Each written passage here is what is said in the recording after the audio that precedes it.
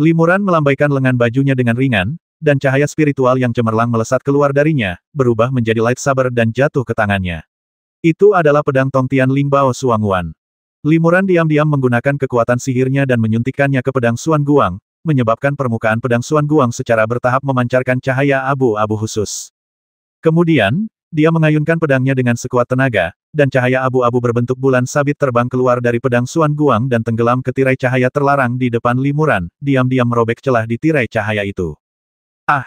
Para biksu yang melihat pemandangan ini tak jauh dari sana semuanya terkejut dan tak dapat menahan napas. Lapisan pembatas ini sangat kuat. Bahkan jika 4 atau 5 orang bergabung, akan sulit untuk memotong celah. Namun, Limuran berhasil membelah celah dengan satu pedang, yang menunjukkan betapa kuatnya pedang ini.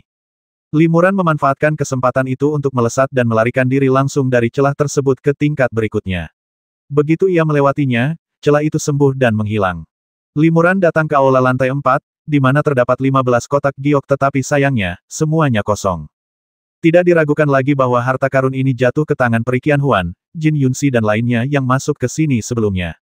Limuran tidak tinggal lama dan langsung terbang ke depan. Dalam sekejap, ia tiba di depan tirai cahaya terlarang tingkat kelima. Tidak ada kultivator lain di sini, tetapi di tanah di depan tirai cahaya, masih ada beberapa pecahan harta spiritual dan beberapa jejak batu giok yang hangus dan pecah. Jelas seorang kultivator telah mengambil tindakan di sini.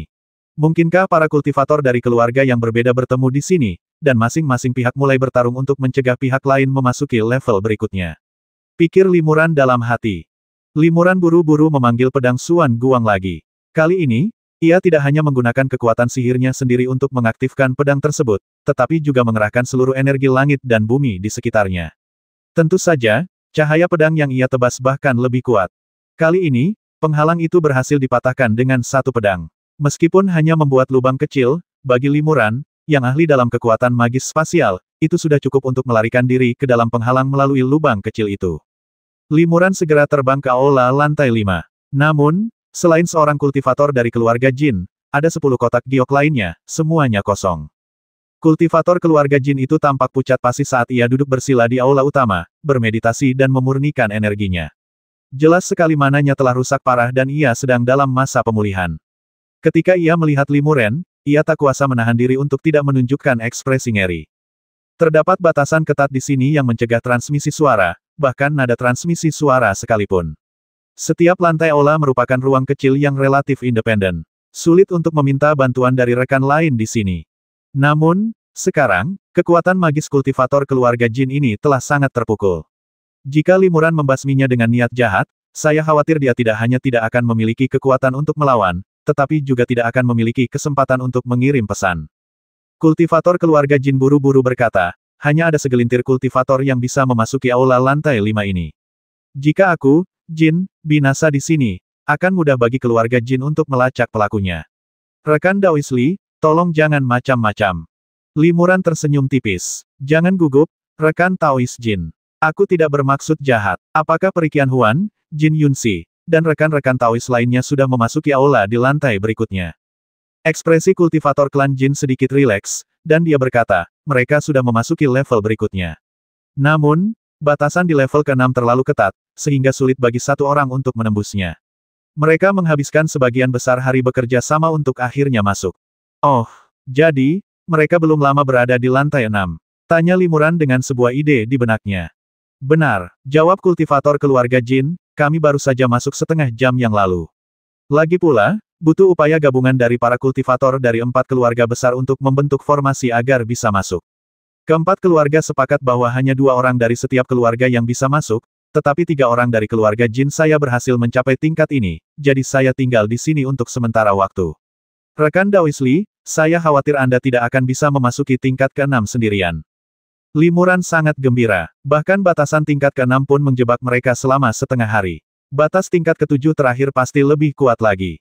Mereka baru berada di dalam selama setengah jam. Seharusnya mustahil menembus batas tingkat terakhir. Ini artinya aku masih punya kesempatan untuk mendapatkan harta karun terakhir. Limuran berkata kepada kultivator keluarga Jin, aku akan mengerahkan seluruh kekuatanku untuk menembus batasan tingkat ke-6. Untuk itu, aku mungkin perlu mengerahkan seluruh kemampuanku. Jika kau, rekan Daois Jin, tidak ingin terpengaruh, sebaiknya kembali ke tingkat keempat untuk bermeditasi dengan tenang, di mana tak seorang pun akan mengganggumu. Kultivator keluarga Jin itu mengerti bahwa Limuran tidak ingin dia menyaksikan proses pelanggaran larangan, ini sudah menjadi kodrat manusia. Di dunia kultivasi abadi, para kultivator enggan menunjukkan metode mereka kepada orang lain, terutama kultivator tingkat tinggi. Beberapa kemampuan magis yang kuat bahkan mungkin tidak diketahui oleh kerabat terdekat mereka. Limuran ingin melanggar larangan sendirian, jadi wajar saja ia tidak ingin kultivator keluarga Jin itu melihat metodenya. Kultivator keluarga Jin itu mengerti. Meskipun penasaran, ia tidak ingin menimbulkan bencana bagi dirinya sendiri. Ia segera mengangguk, keluar dari aula lantai 5, melewati pembatas, dan kembali ke lantai 4. Ketika kembali dari dalam aula 7 cincin keluar, kekuatan pembatas akan sangat melemah, sehingga mudah untuk kembali ke lantai 4 dari lantai 5. Setelah melihatnya pergi, Limuran terbang menuju tingkat pembatasan ke-6. Untuk mengulur waktu, Limuran memang menggunakan beberapa metode yang tidak biasa. Bukan hanya dia secara bersamaan merangsang garis keturunan Kilin dan garis keturunan naga Ibel di tubuhnya, sepenuhnya memperlihatkan pencapaiannya dalam teknik penyempurnaan tubuh, tetapi dia juga menggunakan segel panlong yang diukir dari batu abadi, dan dengan bantuan kekuatan sucinya, menghancurkan tirai cahaya terlarang. Segel panlong ini menyerap sejumlah besar kekuatan sihir murni dan berubah menjadi ukuran sekitar 3 meter. Ia memancarkan cahaya abu-abu redup ke seluruh tubuhnya dan tampak tembus cahaya. Selain masih bisa tumbuh besar, segel panlong ini telah distimulasi secara ekstrim saat itu. Meskipun ini bukanlah permata mineral berharga atau material lainnya, dan tampak seperti batu biasa, namun karena asal-usulnya yang istimewa, ia merupakan pecahan batu yang tertinggal di Gunung Peri, ia dapat menyerap sejumlah besar vitalitas langit dan bumi, dan beratnya pun menjadi sangat berat. Limuran mengerahkan seluruh tenaganya untuk mengangkat segel naga melingkar dan membantingnya dengan keras ke tirai cahaya terlarang. Kekuatan hantaman ini tak kalah dahsyat dari pukulan Tongtian Lingbao. Namun, setelah hantaman ini, tirai cahaya pembatas hanya bergetar sedikit, dan tidak ada retakan yang muncul. Limuran mengerutkan kening, lalu ia menghancurkannya sekuat tenaga lagi. Pada saat yang sama, ia tanpa ragu menggunakan lebih dari 20 jimat pedang surgawi dan lebih dari selusin jimat api abadi untuk menyerang tempat yang sama di tirai cahaya terlarang. Akhirnya, Limuran mengerahkan energi langit dan bumi di sekitarnya, mengaktifkan sepenuhnya pedang Suanguan, dan menebas pedang tajam. Begitu banyak cara ampuh yang menyerang area yang sama di tirai cahaya terlarang. Akhirnya, di tengah kilatan cahaya pedang dan kobaran api, sebuah lubang seukuran kepalan tangan pecah di tirai cahaya terlarang. Celah sekecil itu menyatu dan pulih dalam sekejap mata, sehingga mustahil bagi kultivator biasa untuk memasuki area terlarang melaluinya. Namun, mantra pemakan langit Limuran adalah kekuatan ilahi. Dengan satu pikiran, tubuhnya berubah menjadi seberkas cahaya dan langsung masuk ke dalam lubang. Begitu sosoknya muncul di tirai cahaya terlarang, lubang itu menghilang, dan seluruh tirai cahaya terlarang menjadi sekuat sebelumnya. Limuran diam-diam terkejut. Ia telah menghabiskan begitu banyak upaya untuk memasuki lantai 6 dengan cara yang begitu berbahaya dan para kultivator dari 4 keluarga besar dan lainnya masuk ke sini bersama-sama sebagai kelompok yang terdiri dari 8 orang. Agaknya, metode yang mereka gunakan bahkan lebih canggih. Limuran kemudian terbang ke aula lantai 6. Begitu memasuki aula, ia langsung merasakan banyak aura kuat dan fluktuasi energi vital yang dahsyat. Mereka sedang bertarung. Jantung Limuran bergetar. Para kultivator dari 4 keluarga besar segera menyadari kemunculan Limuran yang tiba-tiba.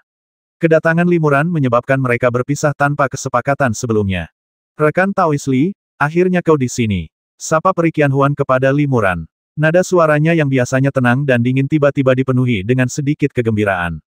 Akhirnya ketemu juga, Limuran merasa lega dan mengangguk pelan.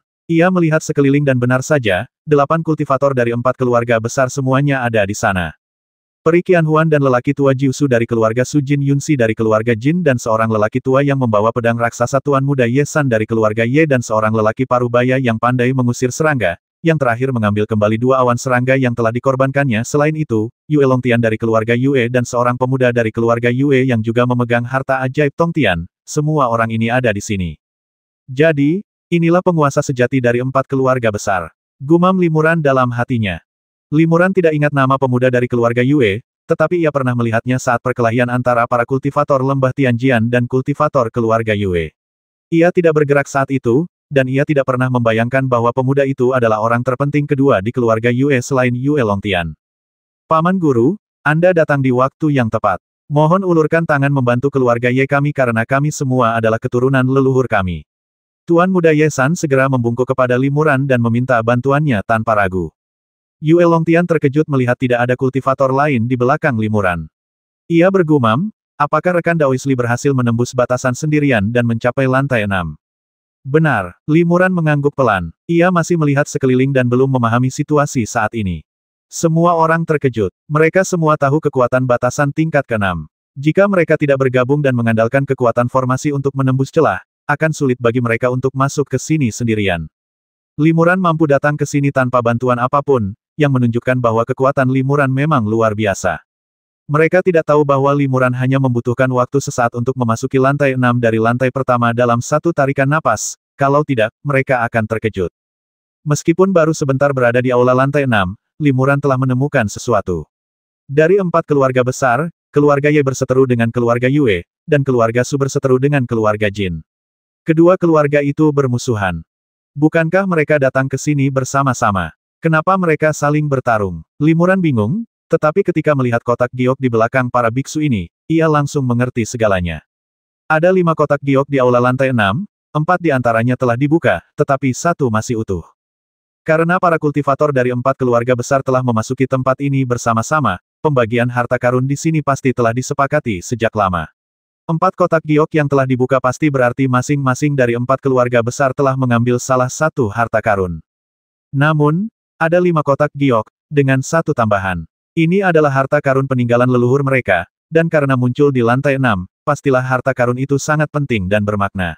Tak seorang pun rela menyerahkannya, sehingga para kultivator dari 4 keluarga besar mulai berkompetisi, dan pemenangnya akan menerima kotak giok terakhir. Limuran tahu apa yang sedang terjadi. Ia tersenyum tipis dan berkata dengan lantang, tingkat ke-7 dari larangan itu belum ditembus, dan harta karun terakhir belum ditemukan. Mengapa kalian, sesama Taois, sudah bertengkar? Peri Qianhuan berkata, masalahnya, kita sedang berdebat tentang kepemilikan kotak giok terakhir. Tidak ada yang mau menyerahkannya, jadi kita hanya bisa menyelesaikannya melalui duel. Limuran mengangguk, dan segala sesuatunya ternyata sesuai dengan dugaannya. Limuran tersenyum dan berkata, begitu. Aku punya ide bagus. Aku bisa menyelesaikan perselisihan ini. Peri Qianhuan tersenyum tipis dan berkata, rekan Taois Li, apa rencanaku? Aku akan memberikan kotak giok terakhir ini kepadamu, rekan Taois Li. Haha, benar sekali. Limuran tidak menyangkalnya dan mengakui rencananya dengan jujur. Limuran berkata, seperti kata pepatah, siapapun yang melihatnya akan mendapat bagian.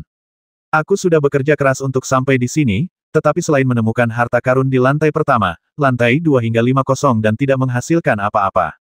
Harta karun itu diambil oleh para kultivator dari 4 keluarga besar. Aku datang ke sini selangkah terlambat, jadi aku tidak bisa menyalahkan mereka. Karena masih ada harta karun di lantai 6 yang belum dibagikan, mengapa kau tidak menyerahkannya padaku? Jin Yunxi dan yang lainnya tentu saja tidak mau, tetapi tidak mudah bagi mereka untuk langsung menolaknya, jika tidak, mereka akan menyinggung Dao Youli ini dengan kekuatan yang tak terduga. Tuan ketiga Ye tidak berani menolak. Dari segi senioritas, Limuran lebih memenuhi syarat daripada dirinya untuk menerima pusaka leluhur keluarga Ye. Terlebih lagi, ia baru saja berulang kali memanggil Limuran Paman Tuan dan memanggilnya sebagai salah satu darinya. Jika ia menolak bagian harta Limuran sekarang, itu akan sedikit kontradiktif. Rekan Taois Yue, apa yang kau katakan? Jin Yunxi bertanya pada Yue Longtian. Yue Longtian mengumpat dalam hati. Ia sebenarnya tidak ingin melakukannya, tetapi lebih baik orang lain yang menolaknya, baru kemudian menyetujuinya. Namun, Jin Yunxi tahu bahwa tuan muda ketiga Ye akan sulit menolak, dan Peri Qianhuan dan Limuran adalah rekan kerja, dan hubungan pribadi mereka tidak jelas, jadi ia membiarkan Yue Longtian berbicara terlebih dahulu dan menjadi orang jahat. Saat Yue Longtian ragu-ragu, Peri Qianhuan tiba-tiba berkata, metode ini sangat adil. Metode ini memungkinkan setiap kekuatan yang masuk ke sini untuk mendapatkan sesuatu, dan juga menghindari perselisihan yang tidak perlu antara keempat keluarga besar kita. Kita tidak perlu bertarung lagi. Mengapa tidak menghemat kekuatan kita dan bekerja sama untuk menembus batasan lapisan ke-7? Kau tahu, batasan lapisan ke-7 pasti akan lebih kuat. Rekan Daois Li adalah paman buyutmu. Jika dia mendapatkan harta karun itu, keluarga Ye juga akan mendapatkan harta karun itu. Tuan Ye, kau tidak akan keberatan, kan? Ketika tuan ketiga Ye ditanyai pertanyaan ini oleh Peri Qianhuan, dan melihat Limuran menatapnya tajam, menunggu pendapatnya, ia hanya bisa mengerang dalam hati, tetapi di permukaan ia tersenyum gembira dan berkata, tentu saja keluarga Ye setuju. Sudah sepantasnya kakek buyut kita mendapatkan kotak giok. Terima kasih, rekan-rekan Taois dari keluarga Su dan Ye. Limuran membungkuk dan berkata, saya selalu berterima kasih dan pasti akan membalas budi Anda. Aku ingin tahu apa pendapat keluarga Jin dan Yue. Kata Limuran, jika kalian berdua benar-benar tidak mau, maka aku akan mengikuti metode yang sama seperti sebelumnya. Aku akan bertarung dengan kalian berdua secara terpisah, dan pemenangnya akan menerima kotak giok. Bagaimana menurutmu? Yue Longtian merasakan firasat buruk di hatinya saat memikirkan kekuatan tak terduga dan kemampuan magis Limuran yang luar biasa.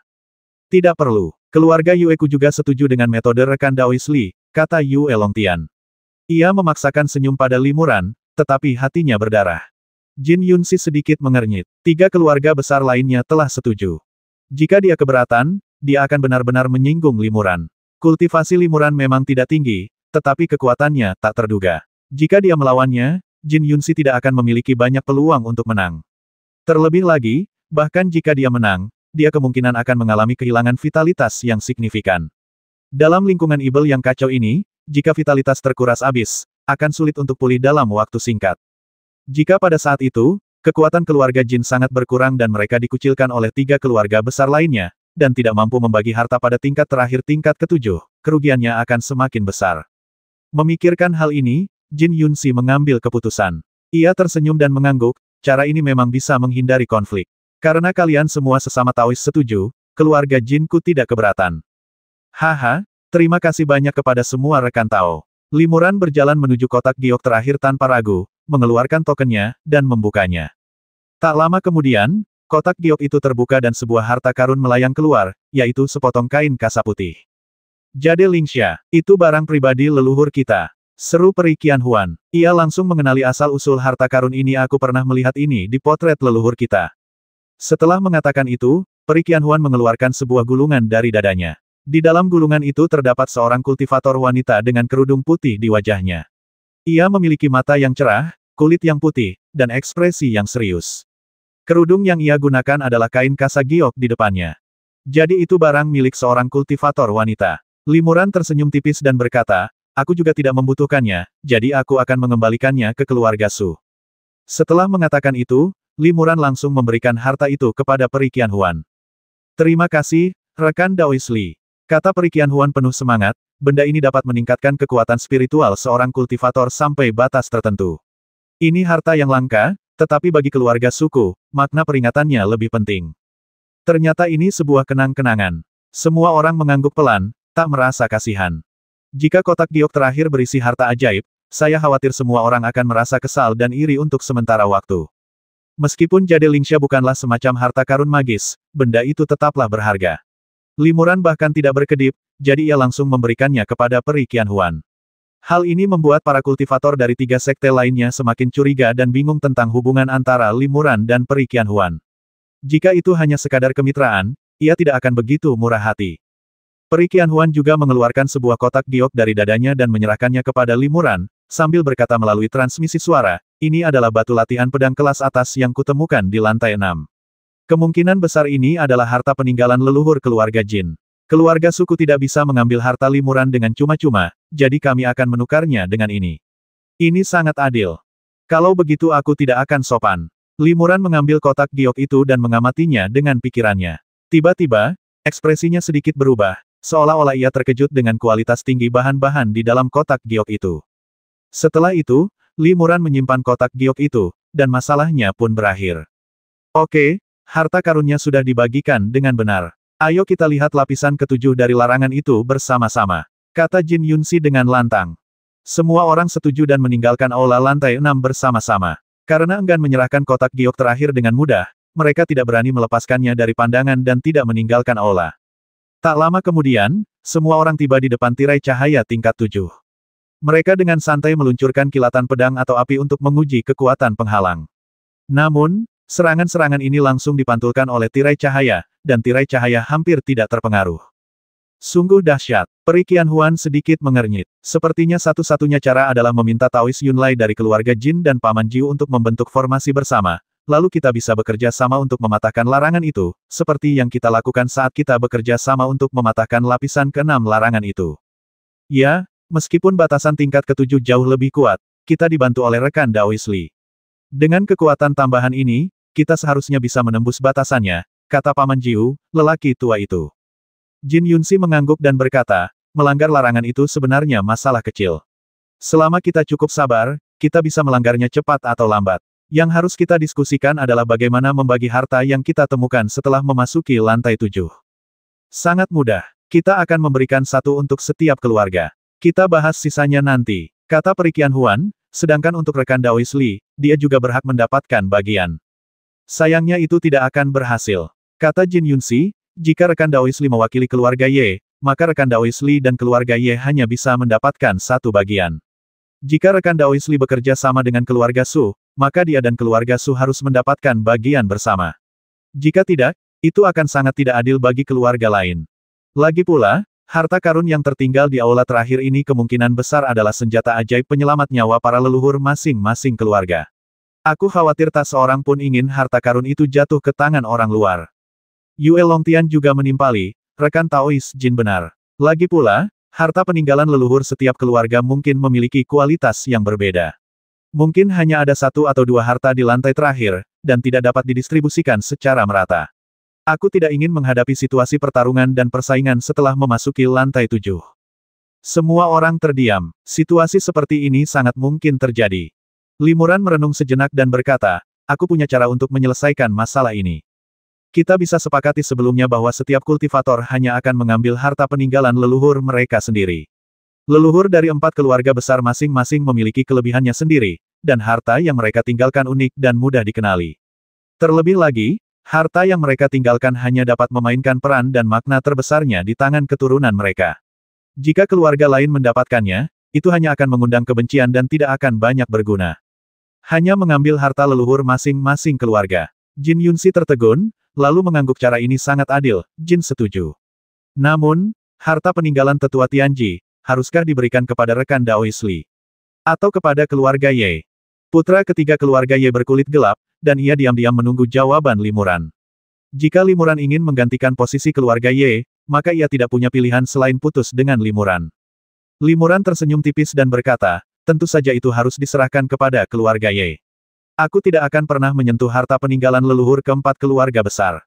Apakah kamu serius? Yue Longtian dan yang lainnya tercengang dan gembira. Mereka cukup waspada terhadap kekuatan Limuran, dan kini Limuran bersedia menyerahkan harta karun yang mungkin ditemukannya, hal yang membuat mereka terkejut sekaligus gembira. Benar sekali, kata Limuran dengan sungguh-sungguh, aku datang ke sini karena alasan lain. Aku tidak akan pernah menginginkan apapun dari leluhur keempat keluarga besar. Baiklah, kalau begitu sepakat, kata Jin Yunxi, kita sudah menegaskan bahwa jika ada yang melanggar perjanjian ini, para kultivator lainnya harus bekerja sama untuk maju dan mundur bersama. Jika tidak, perselisihan internal akan muncul dan pertikaian akan terus berlanjut, yang sama sekali tidak akan menguntungkan kita, 4 keluarga besar. Di depan tingkat ketujuh penghalang terlarang, di dalam rangkaian formasi magis, Peri Qianhuan, Jin Yunxi, dan yang lainnya masing-masing melepaskan mana murni mereka, terus-menerus menyuntikkannya ke dalam formasi. Paman ke-9 keluarga Su dan ahli formasi keluarga Jin masing-masing dengan gugup memanipulasi 7 atau 8 lempengan susunan dan harta karun lainnya, terus-menerus merapal mantra. Biasanya, susunan rantai yang mereka buat membutuhkan setidaknya 7 atau 8 master susunan untuk mengoperasikannya. Namun, saat ini, hanya mereka berdua yang mengoperasikan susunan tersebut, sementara kultivator lain hanya menambahkan mana. Formasi berantai ini cukup rumit, tetapi kekuatannya yang luar biasa besar membuat operasinya semakin sulit. Mereka berdua harus mengaktifkan sejumlah besar artefak formasi dalam waktu singkat, dan urutan serta formulanya harus sempurna agar operasi formasi tetap berjalan. Tak hanya mereka, Peri Qianhuan dan yang lainnya juga berjuang keras. Energi spiritual dari batu-batu roh di dalam formasi tidak cukup untuk menembus batasan spasial yang kuat, mereka juga harus menyuntikkan mana murni dalam jumlah besar. Hal ini tidak sulit bagi para kultivator tingkat tinggi di tahap tubuh spiritual akhir, tetapi lingkungan ibel yang kacau membuat mereka sulit memobilisasi energi surgawi dan duniawi di sekitarnya serta memulihkan mana mereka tepat waktu. Akibatnya, setelah beberapa saat, mereka perlahan mulai menunjukkan tanda-tanda kelelahan. Jin Yunxi berkata, rekan Daois Yue, keluarga Yue ahli dalam seni pemurnian senjata dan alkimia, dan mereka pasti punya banyak ramuan berkualitas tinggi yang bisa memulihkan mana dengan cepat. Sekarang kita sedang bekerja sama untuk mematahkan larangan, kita tidak boleh menyia-nyiakan usaha kita. Rekan Daois Yue, tolong ambilkan beberapa ramuan dan bagikan dengan kami. Benar sekali, kalau pil huiling keluarga Yue sudah ada di tangan kita, kita bisa bertahan lebih lama lagi. Seru Tuan Muda Ye San. Yue Longtian berkata, meminta keluarga Yueku untuk meminum pil Huiling bukanlah masalah. Namun, rekan Daois Li hanya menonton dari pinggir lapangan tanpa menawarkan bantuan apapun. Ini tidak baik. Limuran tersenyum tipis. Aku sudah menjelaskannya. Formasi sihir rantai ini adalah formasi kekuatan spiritual murni. Kekuatan sihirku mengandung energi ibel, yang membuatnya sulit untuk bekerja sama dengan formasi ini. Ketika kau menggunakan kekuatan formasi ini untuk melemahkan kekuatan pembatasnya sampai batas tertentu, aku secara alami akan bertindak dan menghancurkan pembatasnya sekaligus. Saudara Li tidak membutuhkan harta karun seperti pil Huiling, kan? Yue Longtian mendengus dingin. Itu belum tentu benar, kata Limuran, meskipun benda ini hanya mengisi kembali energi spiritual murni, benda ini juga efektif untukku. Aku harap rekan Daois Yue tidak ragu untuk memberikannya kepadaku. Jin Yunxi berkata, melanggar larangan itu masalah besar. Rekan Taois Yue, jangan pelit. Beberapa pil Huiling hanyalah setetes air di lautan bagi keluarga Yue. Kata Yue Longtian dengan nada kesal, rekan Taois Jin, kau membuatnya terdengar begitu mudah. Ramuan dan obat spiritual yang dibutuhkan untuk memurnikan pil spiritual ini sangatlah berharga. Kalaupun kami punya beberapa, kami sangat menghargainya dan tidak berani menggunakannya sembarangan. Meskipun dia agak enggan, dia tetap mempertimbangkan situasi secara keseluruhan dan mengeluarkan beberapa pil Huiling dan memberikan satu kepada semua orang, bahkan Limuran pun mendapatkannya. Terima kasih, rekan Daois Yue. Aku tidak akan minum pil ini dengan cuma-cuma. Aku pasti akan membantu. Limuran berterima kasih padanya, tetapi kemudian mengambil pil itu ke tangannya tanpa meminumnya. Para kultivator lain memeriksanya untuk memastikan kebenarannya, lalu segera meminumnya. Benar-benar sesuai dengan reputasinya.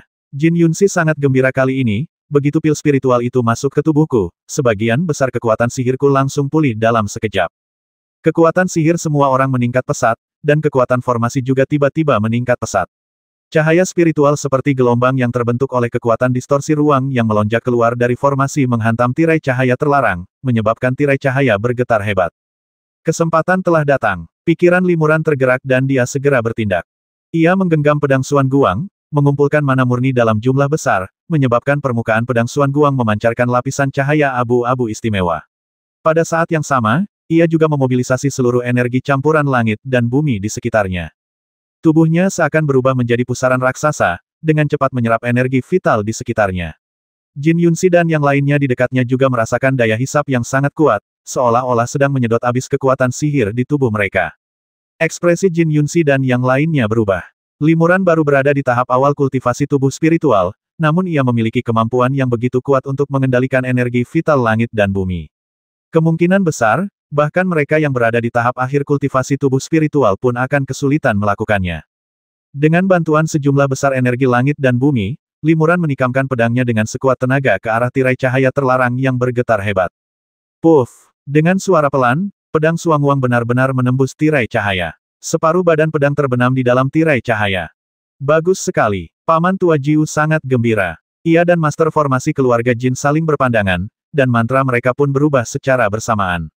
Kekuatan formasi berubah drastis, dan sinar cahaya melonjak keluar dari formasi dan masuk ke celah yang ditusuk oleh pedang Xuan Guang, secara bertahap memperluas celah hingga ukurannya sekitar 1 kaki dan menjadi stabil.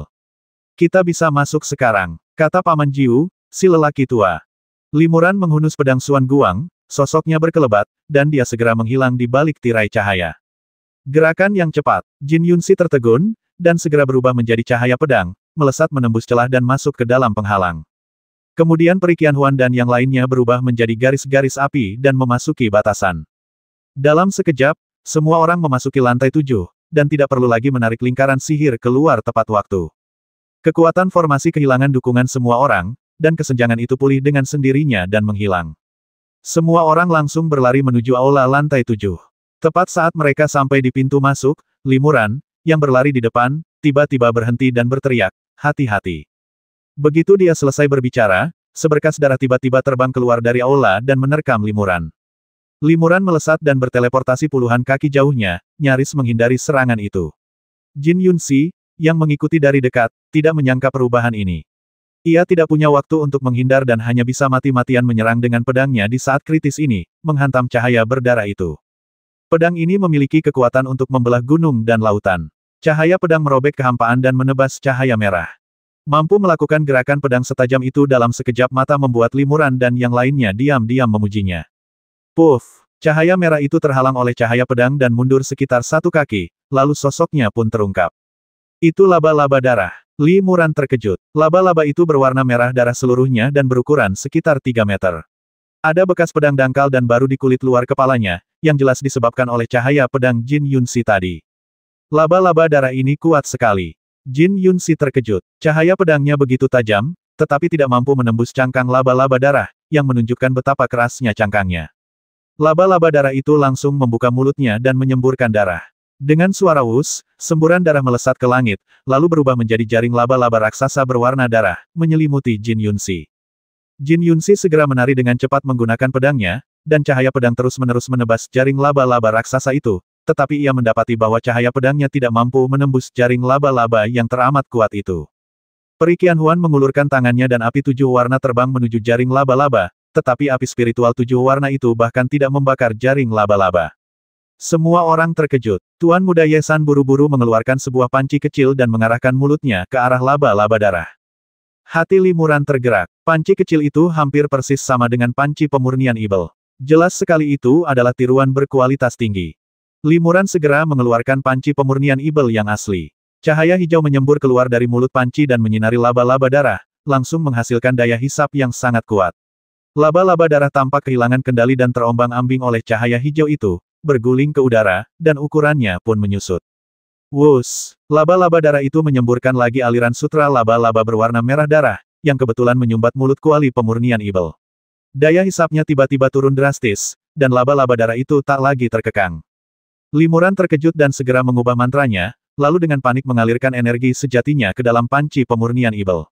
Gelombang udara yang kuat muncul dari udara tipis di dalam panci pemurnian Ibel, mencoba menembus jaring laba-laba yang menghalangi mulut panci. Pada saat ini, Yue Longtian juga memanggil harta ajaib Tongtian, busur penembak matahari, dan menembakkan anak panah ke arah laba-laba darah. Peri Qianhuan juga menembakkan tripod kecil, dan petak besar lautan api 7 warna menyerbu ke arah laba-laba darah. Boom! Dengan suara keras, panah penembak matahari mengenai tubuh laba-laba darah, menerbangkannya. Namun, tubuh kerasnya tidak hancur, melainkan hangus. Lautan api 7 warna kemudian bergulung masuk, mengepung laba-laba darah. Bang! Semburan energi vital yang dahsyat keluar dari panci pemurnian Ibel, mendorong keluar benang laba-laba yang menyumbat mulut panci, lalu cahaya hijau lain bersinar ke arah laba-laba darah. Jin Yunxi akhirnya berhasil membuat celah di jaring laba-laba, dan dengan teknik pedangnya yang luar biasa, ia berubah menjadi cahaya pedang dan lolos dari jaring laba-laba. Kemudian, sambil memegang pedang, ia terus menebas laba-laba darah itu. Di bawah serangan gabungan semua orang, meskipun laba-laba darah itu kuat, ia tetap terluka dalam sekejap. Napasnya semakin lemah, dan akhirnya tersapu oleh cahaya hijau, tubuhnya tiba-tiba menyusut, dan tersedot ke dalam pot pemurnian Ibel. Li Muran segera merapal mantra dan menutup panci itu. Selama serangga Ibel memasuki panci pemurnian Ibel, mereka akan segera berubah menjadi genangan darah. Semua orang merasa lega. Jin Yunxi menghela napas lega dan bergumam, tak kusangka ada laba-laba darah sekuat itu yang bersembunyi di sini. Kalau bukan karena panci pemurni Ibel milik rekan Daois Li, yang cukup efektif untuk menekan serangga ini, kita pasti akan mendapat masalah yang lebih besar. Ini semua hasil kerja sama kita. Aku hanya melakukan apa yang seharusnya kulakukan, kata Li Muran dengan rendah hati. Ia menyimpan kuali pemurnian Ibel, lalu memasukkan sutra laba-laba yang menyumbat mulut kuali ke dalam kotak giok. Ketika Tuan Muda Ye San melihat keberhasilan besar dari pot pemurnian Ibel, matanya tak dapat menyembunyikan sedikit pun rasa ingin tahu. Pot pemurnian serangga di tangannya juga berkualitas baik, tetapi ketika mereka meluncurkannya bersamaan tadi, kualitasnya benar-benar kalah dengan pot pemurnian Ibel yang asli. Ini benar-benar harta karun peninggalan tetua Tianji. Benar-benar ampuh melawan serangga aneh. Puji Yue Longtian penuh arti. Kata-kata ini agak tidak mengenakan bagi para kultivator keluarga Ye. Tetua Tianji adalah leluhur keluarga Ye, tetapi mereka, para kultivator keluarga Ye, hanya memiliki replikanya. Harta karun aslinya ada di tangan orang luar. Ayo kita ke aula lantai 7 dan lihat. Kata Peri Qianhuan, mengganti topik. Aku tidak menyangka ada laba-laba darah yang kuat muncul di sini. Aku penasaran, apakah harta peninggalan leluhur kita dihancurkan oleh laba-laba itu? Karena mereka diserang oleh laba-laba darah yang tiba-tiba menyerbu keluar sebelumnya, semua orang lebih berhati-hati kali ini, dan tidak seorang pun yang bergegas masuk ke aula lantai 7 dengan gegabah. Seperti lorong-lorong di lantai sebelumnya, pintu masuk ke lorong lantai 7 juga dilengkapi dengan tirai cahaya putih buram. Tirai ini berfungsi sebagai pembatas isolasi yang menyulitkan pikiran spiritual untuk menembus, sehingga sulit bagi siapapun untuk melihat detail situasi di dalam lorong. Pembatasan isolasi ini tidak kuat. Ayo kita hancurkan, lalu kita masuk untuk menyelidiki. Saran Jin Yunxi. Semua orang setuju, dan Jin Yunhuan mengayunkan pedangnya. Cahaya pedang langsung merobek tirai cahaya putih, dan tirai cahaya putih itu hancur berkeping-keping menjadi titik-titik cahaya spiritual kecil dengan suara bangringan. Setelah penghalang isolasi disingkirkan, situasi di dalam aula dapat terlihat dengan jelas. Ah! Seru semua orang. Mereka semua terkejut dengan pemandangan di depan mereka. Untuk sesaat, tak seorang pun bergegas masuk ke aula. Aula di lantai 7 ditutupi jaring laba-laba yang rapat, di antaranya samar-samar terlihat beberapa telur laba-laba yang belum menetas, dan juga mayat beberapa biksu manusia yang menyusut. Selain itu, di atas meja giok di aula utama, hanya ada satu kotak giok yang paling diperhatikan semua orang. Terlebih lagi, kotak giok ini telah dibuka dan tidak ada apa-apa di dalamnya. Ada juga banyak jaring laba-laba halus di kotak giok kosong itu. Jelas, ini bukan kotak giok yang baru dibuka, melainkan sudah dibuka bertahun-tahun yang lalu. Apa yang terjadi? Mungkinkah seseorang pernah ke sini sebelumnya dan mengambil harta terpenting leluhur kita dari 4 keluarga besar? Peri Qianhuan dan yang lainnya terkejut. Lelaki tua dari keluarga Jin itu tiba-tiba menunjuk mayat-mayat yang dipenuhi jaring laba-laba dan berteriak, mayat-mayat ini, 2 pria dan 2 wanita, mungkinkah mereka leluhur dari 4 keluarga besar kita? Leluhur dari 4 keluarga besar, Xuan Mi, Sui Piaoping, Tetua Tianji, dan Perining Yue, memang 2 pria dan 2 wanita. Dan dilihat dari penampilan mayat-mayat ini, tebakan lelaki tua dari keluarga Jin itu masuk akal. Namun, jaring laba-laba menutupi mereka, sehingga sulit untuk membedakan kebenarannya. Semua orang terkejut lagi, dan masing-masing dengan hati-hati memotong lapisan jaring laba-laba di sekitar mayat. Jaring laba-laba ini sangat kuat, dan orang-orang tidak berani menggunakan serangan sihir berskala besar, jika tidak, mayat-mayat di dalamnya akan hancur total. Oleh karena itu, setiap orang hanya bisa mencairkan atau memotong jaring laba-laba sedikit demi sedikit, lalu mengupasnya selapis demi selapis. Meski memakan waktu dan tenaga, setelah setengah hari, semua orang akhirnya melihat wujud sebenarnya dari mayat-mayat itu. Mayat-mayat ini telah mengerut dan kosong di dalamnya. Daging, darah, dan dalamnya seharusnya sudah dimakan oleh laba-laba darah sejak lama, hanya menyisakan kerangka kosong. Dilihat dari pakaian dan busana yang dikenakan mayat-mayat tersebut, serta pecahan-pecahan harta benda yang tertinggal, mereka memang tampak seperti nenek moyang kami.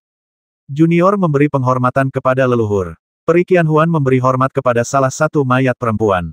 Ia dan Paman Jiu dari keluarga Su telah memastikan bahwa mayat perempuan itu adalah Sui Piaoping.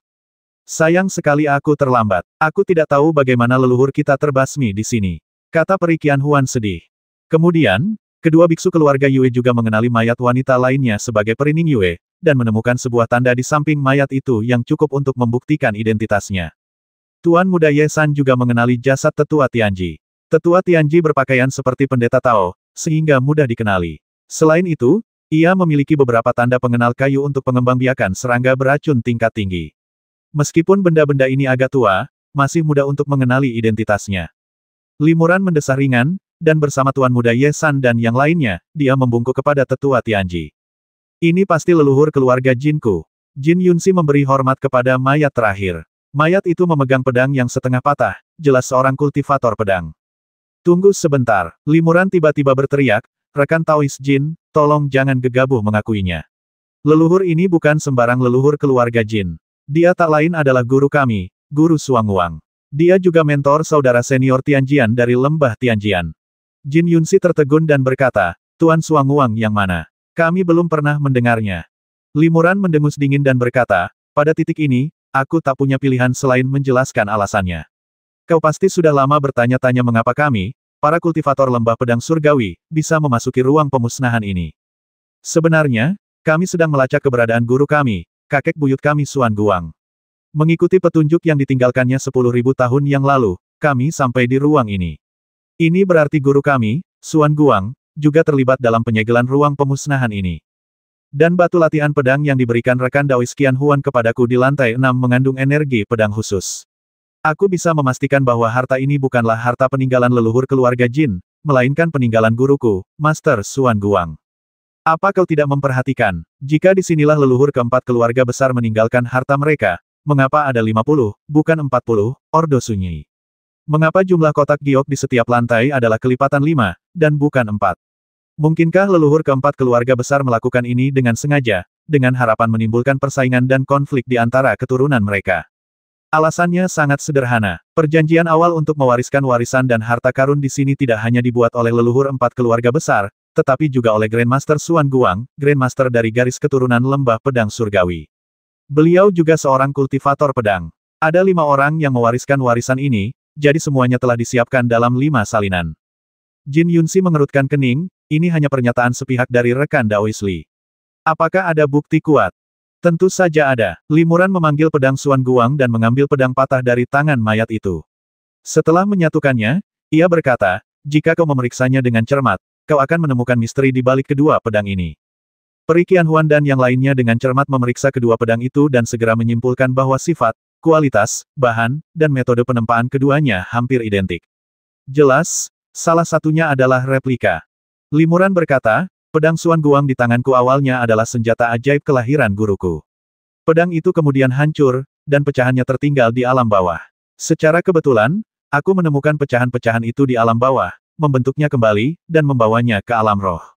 Setelah guru Xuan Guang kembali ke alam roh dari alam bawah, beliau menempa pedang lain yang hampir identik sebagai senjata ajaib, jadi kedua pedang ini persis sama. Peri Qianhuan mengangguk dan berkata, aku memang pernah mendengar tentang Xuan Guang. Senior ini pasti kakak laki-laki dari leluhur keluarga Jin kita, Senior Xuanmi. Aku yakin kalian semua tahu sesuatu tentang perburuan harta karun leluhur kita di alam bawah.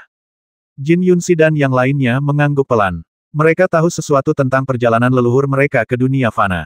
Aneh, kata Jin Yunxi, jika leluhur ini adalah kakak senior leluhurku, Tuan Xuanguang, lalu di mana jasad leluhurku? Mungkinkah jasadnya telah dihancurkan oleh laba-laba darah itu? Limuran menggelengkan kepalanya, saya khawatir tidak sesederhana itu. Ia menunjuk kotak giok kosong dan berkata, 5 orang sepakat meninggalkan harta karun di sini. Di lantai terakhir, hanya ada 1 kotak giok, yang berarti harta karun terpenting. Sekarang, harta karun terpenting ini telah lenyap. 4 dari 5 orang yang sepakat meninggalkan harta karun di sini telah tewas, dan 1 orang masih hilang. Tidak sulit menebak apa yang terjadi. Ekspresi Peri Qianhuan sedikit berubah setelah mendengar ini. Rekan Daois Li, apakah maksudmu leluhur keluarga Jin kita, Senior Xuanmi, mengkhianati perjanjian, membasmi 4 orang lainnya, mencuri harta karun terpenting, lalu meninggalkan tempat ini? Benar sekali, seru Yue Longtian lantang, analisis Dao Youli sepenuhnya benar. Dilihat dari fenomena di permukaan, kemungkinan besar memang begitu. Tak kusangka nenek moyang kita semua mati di tangan rekan-rekan mereka. Hari ini, kita akan membalaskan dendam leluhur kita. Wajah Tuan Muda Ye San menggelap dan ia memelototi para kultivator keluarga Jin. Rekan-rekan Taois, jangan impulsif, kata Jin Yunxi buru-buru. Pertama, masalah ini belum dikonfirmasi. Kedua, keempat keluarga besar kita telah saling bergantung dan bekerja sama selama ribuan tahun. Menyingkirkan salah satu dari mereka akan sangat menghancurkan. Apakah kita ingin menyebabkan konflik terus-menerus dan pembantaian di antara para kultivator kita karena masa lalu yang korup ini yang terjadi 10.000 tahun yang lalu? Saya yakin bahkan jika leluhur kita masih hidup, mereka tidak akan mau melihat situasi ini. Rekan Taois Jin benar. Peri Qianhuan mendesah pelan dan berkata, aku menunggu di sini hanya untuk mendapatkan warisan peninggalan leluhurku dan untuk mencari tahu rahasia hilangnya mereka, bukan untuk membalas dendam. Dendam masa lalu mungkin sulit dijelaskan dengan jelas. Mari kita bawa jenazah leluhur kita dengan benar, agar kita bisa memberikan jawaban kepada para tetua keluarga lain. Peri Qianhuan mendesah. Semua orang dengan hati-hati memindahkan mayat-mayat itu, tetapi menemukan bahwa mayat-mayat itu terjerat erat dalam jaring laba-laba dan tidak dapat dipindahkan tanpa memotong jaringnya. Namun, jika seseorang menggunakan pedang atau sihir untuk menyerang jaring laba-laba di sekitar mayat, selama ada sedikit kekuatan yang mengguncang mayat, mayat itu akan segera berubah menjadi abu dan hancur. Meskipun orang-orang ini sangat berhati-hati, tidak dapat dihindari bahwa keempat mayat itu berubah menjadi abu. Limuran mendesah, mayat para master ini awalnya cukup untuk bertahan selama ribuan tahun. Sayangnya, ada laba-laba darah di sini yang telah menghisap darah dan saripati daging dari mayat-mayat itu. Mayat-mayat itu sudah membusuk sepenuhnya. Kita tidak bisa mengambilnya, jadi kita hanya bisa mengambil token yang tertinggal ini. Peri Qianhuan mendesah pelan dan mengambil tusuk rambut mutiara. Tusuk rambut mutiara ini adalah relik yang ditemukan di mayat Sui Piaoping. Tiba-tiba, mutiara yang tertancap di tusuk gigi itu bersinar redup. Meskipun cahayanya tidak kuat dan hanya sesaat, cahayanya ditangkap dengan saksama oleh para biksu di sekitarnya. Ini adalah pikiran ilahi, kata Limuran terkejut, sepertinya sebelum leluhur keluarga Su meninggal, beliau meninggalkan jejak pikiran ilahi di mutiara ini. Pikiran ilahi keluarga Su sungguh luar biasa, sehingga setelah bertahun-tahun, pikiran ilahi itu tetap utuh dan terpelihara. Rekan Taois Qianhuan, tolong segera periksa pesan apa yang ditinggalkan leluhur kita. Mungkin terkait dengan harta karun atau dendam masa lalu. Yue Longtian dan yang lainnya langsung bertanya dengan khawatir. Mata mereka yang penuh semangat menatap tusuk rambut mutiara di tangan Peri Qianhuan tanpa berkedip. Jika mereka tidak takut dengan kekuatan Peri Qianhuan, mereka pasti sudah bergegas merebutnya. Peri Qianhuan ingin menyimpan jepit rambut mutiara, tetapi dihentikan oleh Yue Longtian dan lainnya. Jin Yunxi berkata, mungkinkah rekan Daois Qianhuan ingin menyimpan rahasia di dalam tusuk rambut itu untuk dirinya sendiri? Jika itu adalah kasus lain, sebuah tanda peninggalan leluhur kami tentu tidak akan peduli, dan kami juga tidak akan menghentikan rekan Daois Qianhuan untuk mengambilnya. Namun, kesadaran ilahi di dalam tusuk rambut ini bisa jadi satu-satunya petunjuk peninggalan leluhur kami. Bagaimana keempat pendahulu ini jatuh? Siapa yang mendapatkan harta karun terakhir yang misterius? Semuanya masih misteri. Jika kita tidak bisa mengungkapnya, reputasi leluhur keluarga Jin kita akan tercoreng. Karena itu, aku mohon padamu, rekan Daois Qianhuan, serahkan mutiara ini. Benar sekali, seru Yue Longtian, jika keluarga Su ingin menyimpan harta ini untuk diri mereka sendiri, kami tidak akan setuju. Semua orang tahu bahwa kesadaran ilahi yang terkandung dalam mutiara ini kemungkinan besar merupakan satu-satunya petunjuk yang ditinggalkan oleh Sui Piaoping dan yang lainnya. Oleh karena itu, benda ini berkaitan langsung dengan keberadaan harta karun terakhir, dan tak seorang pun boleh menyerah. Tuan Muda Ye San mendengus dingin dan berkata, kalau begitu, jujur saja. Kami, para kultivator dari 4 keluarga besar, datang ke sini dalam jumlah besar, konon untuk menyelidiki warisan dan harta karun peninggalan leluhur kami. Tapi tujuan utama kami adalah mendapatkan harta karun tertinggi itu. Hanya segelintir murid inti dari 4 keluarga besar yang tahu bahwa leluhur kami turun ke dunia fana untuk mencari harta karun, berhasil mendapatkannya, dan kembali ke alam roh. Sayangnya, tak lama setelah kembali ke alam roh, mereka menghilang. Sebelum menghilang, mereka hanya meninggalkan sedikit petunjuk bagi kami, keturunan kami.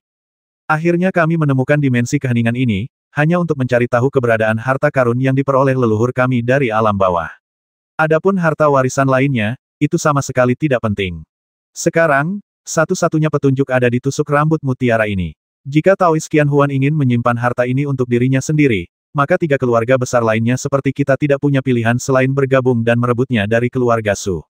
Setelah itu, ke-6 orang dari keluarga Ye, Jin, dan Yue menunjukkan senjata ajaib mereka.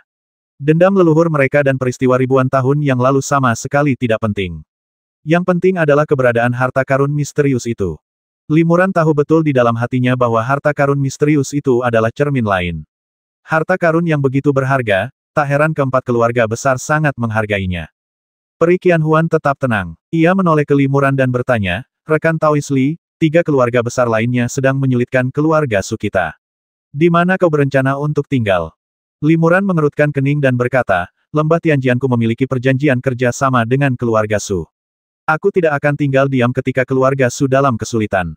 Namun, aku menyarankan Peri Qianhuan untuk mengutamakan situasi secara keseluruhan. Jika kau merahasiakan ini, aku khawatir itu akan membawa bencana bagi keluarga Su. Peri Qianhuan sangat memahami kebenaran ini. Dahulu, para leluhur dengan kultivasi yang tak terduga ini telah berjuang keras untuk mendapatkan harta karun ini, yang mengakibatkan banyak korban. Jika satu-satunya petunjuk jatuh ke tangan keluarga Su, 3 keluarga besar lainnya pasti akan bergabung untuk menangkap semua kultivator keluarga Su demi mendapatkan petunjuk dari keluarga Su. Setelah merenung sejenak, Peri Qianhuan mengangguk pelan. Oke. Ayo kita bagikan pesan yang tertinggal di tusuk rambut mutiara itu. Setelah berkata demikian, Peri Qianhuan memegang tusuk rambut mutiara di depannya, menjulurkan jarinya dan menjentikkannya, lalu sebuah mantra pun disuntikkan ke dalam tusuk rambut mutiara itu. Kemudian, kesadaran ilahi yang tersegel dalam jepit rambut mutiara berubah menjadi cahaya spiritual redup dan terbang keluar. Pikiran suci ini kemudian berubah menjadi suara wanita yang merdu. Itu suara leluhur keluarga Su. Keluarga kami telah meninggalkan beberapa token jimat yang menyimpan suara leluhur, dan itu persis sama. Peri Qianhuan mengangguk, semakin yakin. Suara perempuan itu berkata, saya Sui Piaoping. Saya tidak pernah menyangka saya dan beberapa rekan Taois akan berakhir di sini hari ini. Kalau dipikir-pikir, ini semua karena keserakahan sesaat kita. Kita sendiri yang menyebabkan semua ini. Setelah itu, Sui Piaoping mulai menceritakan kisah masa lalu. Ternyata Sui Piaoping, Xuan Guang, Xuan Mi, Tetua Tianji, dan Peri Ning Yue semuanya adalah kultivator Mahayana tingkat akhir tertinggi di dunia spiritual pada masa itu. Beberapa dari mereka telah mendirikan sekte yang kuat dan luas, sementara yang lain berlatih secara diam-diam. Namun, mereka sering bertukar pikiran dan menjalin hubungan dekat satu sama lain. Suatu hari, saat bepergian bersama, Xuan Guang dan Xuan Mi bersaudara bertemu dengan seorang kultivator yang terluka parah. Dengan mata tajam mereka melihat bahwa kultivator itu memiliki aura yang tidak biasa dan, karena yakin ia memiliki harta karun langka, mereka diam-diam menyelidikinya. Tanpa diduga, hasilnya mengejutkan mereka berdua. Kultivator itu sebenarnya adalah utusan peri yang turun dari dunia peri. Hanya saja, ia mengalami terlalu banyak bencana saat turun ke dunia, sehingga ia terluka dan kekuatannya sangat berkurang. Untuk menyembunyikan identitasnya, utusan abadi itu berusaha membasmi Xuan Guang dan Xuan Mi, tetapi mereka segera meminta bantuan Sui Piaoping, Tetua Tianji, dan Peri Ning Yue. Bersama-sama, mereka berlima melukai utusan abadi itu dengan parah dan bahkan mengetahui keberadaan sebuah harta karun darinya. Harta karun ini tidak berada di alam roh, melainkan di alam bawah yang dapat berkomunikasi dengan alam roh. Xuan Guang dan rekan-rekannya berniat membasmi utusan abadi tersebut dan merebut harta karun tersebut. Namun, meskipun kekuatan utusan abadi tersebut sebagian besar telah tersegel setelah turun ke alam bawah, dan ia terluka parah serta bukan tandingan Xuan Guang dan rekan-rekannya, ia masih memiliki sedikit roh abadi yang tak dapat mereka hancurkan sepenuhnya apapun yang terjadi. Kelima orang itu terpaksa menyegel roh abadi itu erat-erat, lalu menyusun rencana besar. Meskipun kekuatan antarmuka lemah, mereka membiarkan dunia spiritual dan antarmuka bawah menyatu, lalu memimpin sejumlah besar orang untuk bertempur menuju dunia bawah demi menemukan harta karun tersebut. Namun, alam bawah awalnya merupakan alam yang berafiliasi dengan alam ibel, dan banyak kultivator ibel tinggal di sana. Setelah mengetahui invasi alam roh, beberapa dari mereka naik ke alam ibel untuk mencari bantuan dari para kultivator ibel yang kuat.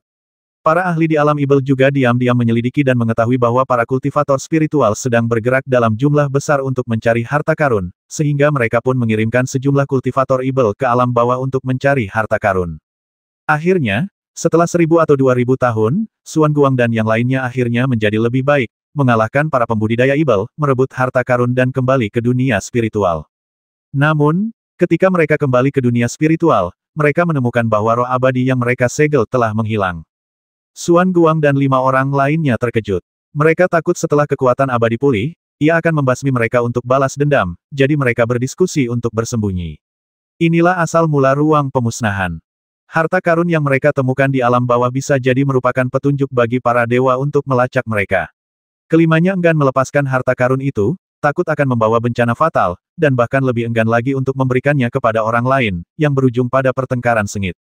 Akhirnya, mereka berlima berdiskusi dan memutuskan untuk menyimpan harta karun ini sebagai harta karun terakhir di ruang keheningan, menunggu seseorang yang ditakdirkan di antara keturunan kelima keluarga untuk mengambilnya. Jika ditemukan oleh seorang yang abadi, harta karun ini akan dianggap kembali kepada pemilik aslinya. Tanpa diduga, ketika kelima orang itu sedang menyusun level terakhir, Xuan Mi, yang memegang harta karun misterius itu, menolak untuk menyerahkannya.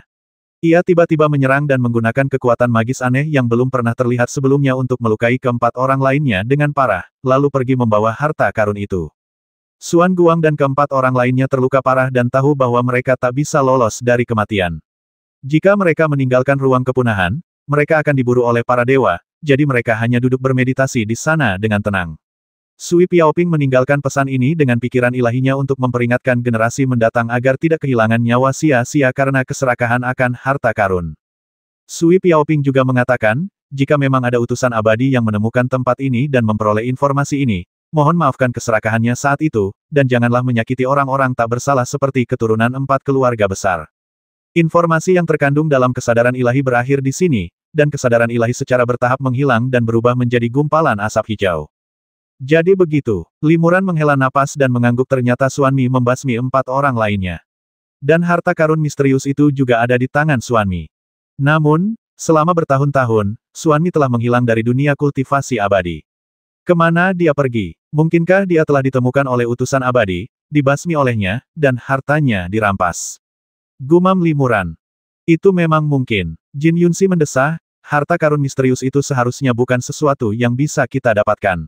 Kita harus mengembalikannya kepada utusan abadi untuk menghindari bencana. Mungkin leluhur kita, Xuan Mi, punya ide ini. Dia mengambil harta karun itu dan mengembalikannya kepada utusan abadi, memintanya untuk tidak melanjutkan masalah ini. Itulah sebabnya keturunan dari 4 keluarga besar seperti kita selamat. Peri Qianhuan mendesah pelan dan berkata, apapun situasinya, masalah ini sangat penting, dan tanpa petunjuk apapun, kita berada di luar kuasa untuk memutuskan. Kita akan memberitahu para tetua setiap keluarga tentang apa yang kita lihat dan dengar hari ini, dan mereka akan memutuskan yang benar dan yang salah, dendam, dan keluhan. Semua orang mengangguk dan bersiap untuk pergi. Namun, sebelum pergi, mereka dengan cermat menggeledah lantai terakhir aula untuk memastikan tidak ada rahasia tersembunyi. Mereka juga menghancurkan telur laba-laba yang belum menetas. Setelah kembali ke lantai 6, semua orang mencari lagi dengan hati-hati, tetapi tetap tidak menemukan apapun. Akhirnya, para kultivator dari 4 keluarga besar bergabung dan menggeledah aula 7 cincin dari dalam keluar beberapa kali. Mereka membuka setiap kotak giok, tetapi tidak menemukan sesuatu yang istimewa. Para murid ini telah menyelesaikan tugas terpenting yang diberikan oleh para tetua keluarga besar. Meskipun mereka belum menemukan harta karun itu, mereka akhirnya mengetahui kisah tentang apa yang terjadi tahun itu, yang bisa dianggap sebagai sebuah penjelasan. Mengenai cara terus melacak keberadaan Xuan Mi, para tetua dari 4 keluarga besar akan mempertimbangkannya. Setelah mengetahui hal ini, para kultivator keluarga Jin agak khawatir. Lagi pula, leluhur mereka, Xuan Mi, lah yang akhirnya mendapatkan harta karun itu. Mungkin 3 keluarga lainnya, yang sangat ingin menemukan Xuan Mi, akan menimbulkan keresahan di dalam keluarga Jin. Para kultivator lembah Tianjian terus tinggal bersama para kultivator keluarga Su, memanfaatkan perlindungan keluarga Su untuk menjaga hubungan kerjasama. Limuran beberapa kali mencoba mendekati Peri Qianhuan untuk menemukan petunjuk tentang ingatannya yang tersegel, tetapi Peri Qianhuan cukup jauh dan tidak memberinya kesempatan untuk terlalu dekat. Peri Qianhuan berkata, saat pertama kali memasuki dimensi keheningan, kami sepakat dengan para tetua dari 4 keluarga besar bahwa setelah setahun, mereka akan bekerja sama untuk membuka jalan masuk dan membawa kami keluar. Sekarang, baru setengah bulan berlalu, jadi masih banyak waktu. Kami akan berkeliling dan melihat apakah ada penemuan lain. Rekan Taoist Li, apakah kau berencana mencari tempat untuk berkultivasi atau berburu binatang ibel? Terserah kau. Baiklah, kalau begitu aku akan berburu monster sendirian. Aku tidak bisa melupakan kelelawar hijau itu. Limuran tersenyum tipis dan setuju. Setelah Limuran berpisah dari Peri Qianhuan, dia mengirim beberapa kata nasihat kepada Liu Chenfeng dan yang lainnya, lalu bertindak sendiri. Namun, Limuran tidak repot-repot mencari binatang ibel itu, melainkan diam-diam kembali ke Istana Kehancuran. Selama ia memegang Ordo Kehancuran, ia bisa datang ke sini kapan saja. Limuran kembali ke Istana Keheningan karena masih banyak keraguan di hatinya. Sama seperti Limuran yang memberitahu Liu Chenfeng dan yang lainnya tentang berita kematian Xuan Guang, para kultivator lembah Tianjian ini juga terkejut dan penuh keraguan. Apa yang terjadi? Bukankah roh pedang mengatakan bahwa dia merasakan bahwa gurunya belum meninggal? Bagaimana mungkin ini terjadi? Liu Chenfeng dan yang lainnya tidak begitu mempercayainya.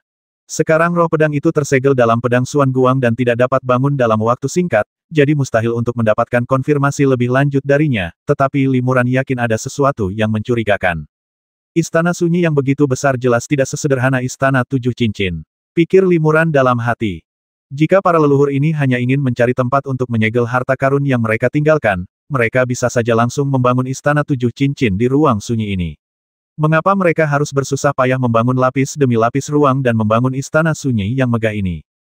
Meskipun metode-metode ini mudah digunakan oleh Penatua Tianji dan yang lainnya dengan latihan, tetap saja membutuhkan banyak usaha. Pasti ada alasan lain untuk melakukannya. Istana keheningan ini pasti punya rahasia lain. Apakah Guru Suanguang masih hidup atau sudah meninggal? Bagaimana kita menafsirkan kata-kata yang diam-diam ia tinggalkan hidup adalah mati, mati adalah hidup? Limuran penuh keraguan, jadi dia datang ke Istana Jiemi untuk menyelidikinya secara langsung. Dia tidak pergi ke Aula 7 Cincin tempat itu telah digeledah berkali-kali, dan masih banyak pendeta yang bertugas di sana, jadi tidak ada petunjuk sama sekali. Limuran terbang di atas setiap tempat di Istana Keheningan, dan saat terbang, ia juga menggambar peta topografi. Setelah menghabiskan cukup banyak waktu dan tampaknya tanpa tujuan menjelajahi Istana Keheningan, Limuran menggambar medan umum dan membuat sketsa kasar. Kemudian, Limuran mengeluarkan gulungan kosong dan menggambar peta topografi lain berdasarkan ingatannya.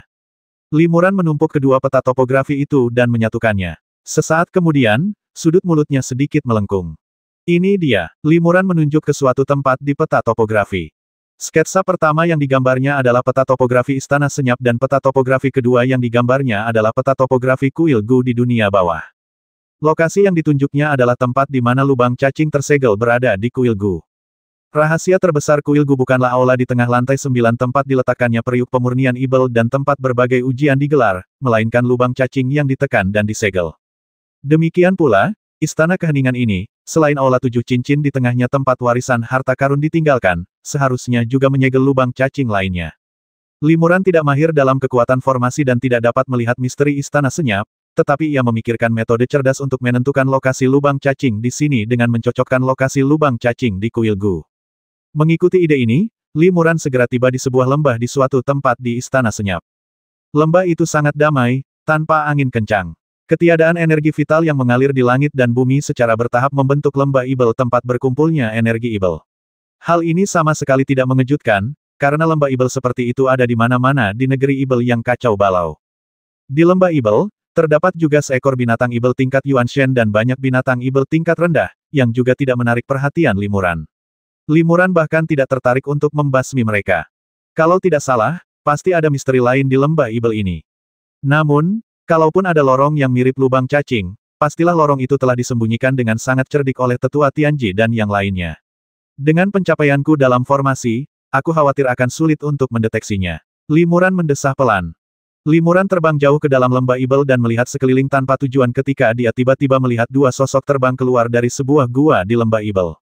Kau, Limuran tercengang. Kedua sosok itu tak lain adalah Peri Qianhuan dan Paman Sembilan, lelaki tua dari keluarga Su. Ketika Peri Qianhuan dan dua orang lainnya melihat Limureng, mereka juga terkejut. Bagaimana kau bisa sampai di sini? Peri Qianhuan sedikit mengernyit, memperlihatkan ekspresi ragu. Saya baru saja akan menanyakan pertanyaan ini, kata Limuran. Peri Qianhuan berkata, dimensi keheningan ini penuh dengan lembah Ibel yang serupa, dan yang satu ini sama sekali tidak istimewa. Tidak ada harta rumput Ibel atau binatang Ibel tingkat tinggi di dalamnya. Rekan Taois Li jelas tidak ke sini untuk mencari harta karun alam. Limuran menyela, begitu pula kedua Taois itu. Taois Qianhuan bilang dia punya urusan penting, tapi malah datang ke lembah Ibel yang tak mencolok ini. Pasti ada urusan lain. Peri Qianhuan tersenyum tipis sepertinya kita punya ide yang sama. Bagaimana kalau kita sama-sama mengungkapkan kecurigaan kita dan saling memverifikasi ide masing-masing? Mungkin kita bisa menemukan lebih banyak lagi. Limuran merenung sejenak lalu mengangguk oke. Peri Qianhuan berkata, kami berdua datang ke sini karena Paman Jiu menemukan bahwa kekuatan antarmuka spasial Istana Keheningan agak aneh. Beliau menyimpulkan bahwa ada rahasia lain di balik Istana Keheningan, dan rahasia itu ada di lembah Ibel, jadi kami menjelajahi semua lembah Ibel di sekitar satu persatu. Ada misteri di lembah Ibel. Apa maksudmu? Tanya Limuran. Paman Jiu, lelaki tua itu, berkata, kekuatan segel spasial di sini agak aneh. Kekuatan segel secara keseluruhan perlahan melemah, tetapi segel di dalam Istana Kehancuran perlahan menguat.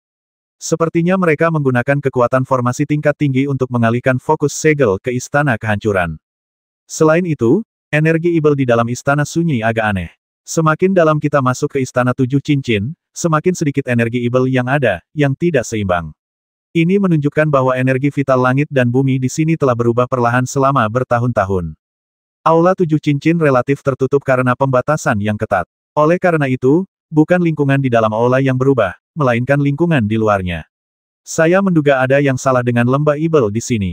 Sesekali, lembah Ibel memuntahkan lebih banyak energi Ibel, menyebabkan lingkungan di sini mengandung lebih banyak energi Ibel. Limuran terkesima ketika mendengarnya rekan Taois Su, Anda benar-benar dapat menyimpulkan begitu banyak petunjuk berdasarkan perubahan yang begitu halus. Sungguh mengagumkan. Bukan itu saja, kata Paman Jiu, lelaki tua itu. Perbedaan-perbedaan kecil ini saja tidak akan cukup untuk menarik perhatianku, tetapi wanita muda itu juga menyimpan petunjuk penting, yang membuat kita semakin curiga. Oh, petunjuk apa? Tanya Limuran penasaran. Rekan Taois Li, tolong beritahu kami dulu mengapa Anda datang ke sini. Kata Paman Jiu yang sudah tua. Limuran mengangguk dan berkata, sebenarnya, alasan saya datang ke sini sangat sederhana hanya tebakan acak. Saya pernah menjelaskan asal-usul kuali pemurnian Ibel kepada kalian berdua, sesama Taois, dan saya juga menyebutkan kuil Gu di alam bawah. Kuil Gu itu sangat mirip dengan Istana Sunyi, dan juga dibangun oleh tetua Tianji dan yang lainnya. Selain istana pusat yang mirip dengan Istana Tujuh Cincin, tempat kuali pemurnian Ibel berada, kuil Gu juga memiliki segel penting terowongan spasial yang mengarah ke alam serangga. Kami menyebutnya lubang cacing. Lokasi lubang cacing di kuil Gu sesuai dengan lokasi lembah Ibel di Istana Sunyi ini. Inikah tempatnya? Peri Qianhuan terkejut. Ia melirik lelaki tua itu, Paman Jiu, dan berkata, Paman Jiu benar. Rahasianya terletak di lembah Ibel, dan kemungkinan besar lembah Ibel ada di bawah sini. Paman Jiu mengangguk berulang kali. Kekuatan segel itu berkaitan erat dengan lokasinya. Jika ada lubang cacing di Istana Sunyi, pasti disitulah segelnya paling kuat. Seluruh Istana Sunyi dibangun di sekitar lubang cacing itu, dan lokasi Aula 7 Cincin adalah pilihan. Jadi, jika memang ada lubang cacing, tempat ini memang yang paling mencurigakan. Meskipun lembah Ibel ini tampak biasa saja dan biasa-biasa saja di permukaan, selama aku membentuk formasi spasial berskala besar, aku pasti bisa merasakan kekuatan segelnya di sini. Paman Jiu, ayo kita mulai sekarang. Kalau kita tidak menemukan rahasianya di sini, akan sulit untuk menghilangkan keraguan di hati kita. Kata Peri Qianhuan. Limuran memperingatkan rekan Taois Su, berhati-hatilah dan jangan merusak segelnya dengan gegabah. Bagaimana jika ini juga lubang cacing? Jika segelnya rusak, akan menarik banyak serangga mengerikan. Konsekuensinya akan sangat buruk. Teman Li, jangan khawatir. Segel ini sangat kuat, tidak akan mudah bagiku untuk menghancurkannya. Kata Paman Jiu sambil tersenyum. Dia segera mulai menyusun formasi, sementara Limuran dan Peri Qianhuan bertugas sebagai penjaganya, melayang di udara. Rekan Taois Qianhuan, apakah kita pernah bertemu sebelumnya? Limuran tiba-tiba bertanya melalui transmisi suara. Peri Qianhuan sedikit terkejut, lalu menjawab dengan tenang, mungkin. Rekan Daois Li dan para kultivator dari Lembah Pedang Surgawi pernah ke Su Mansion sebelumnya, jadi mungkin mereka pernah bertemu. Limuran bertanya lagi, aku ingin tahu, tingkat apa yang telah dicapai Taois Qianhuan dalam mengolah Taiksu Sutra. Meskipun aku punya banyak harta karun yang membantuku, kemajuanku dalam berlatih Taiksu Sutra tidak jauh lebih tinggi daripada rekan Daois Li, jawab Peri Qianhuan. Limuran berkata, kepala keluarga Su diam-diam mengajariku keahlian ini, tetapi dia menyegel ingatanku dan menolak mengungkapkan identitasnya. Mengapa begitu?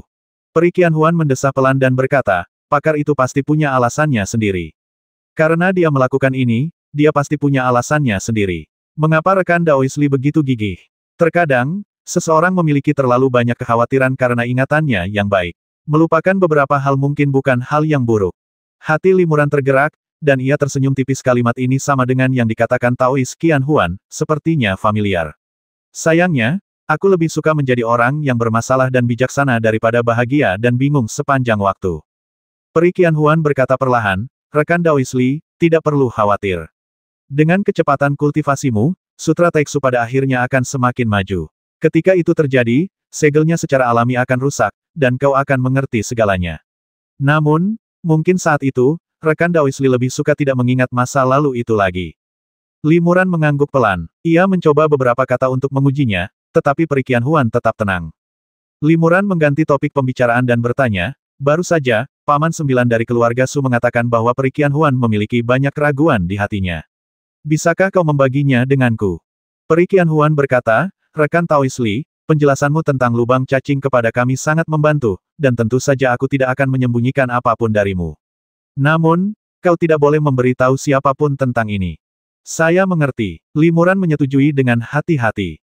Peri Qianhuan lalu mengeluarkan sebuah kotak giok dari dadanya, dan di dalam kotak giok itu terdapat sepotong kain kasa giok. Peri Qianhuan berkata, benda ini diberikan kepadaku oleh rekan Taois Li.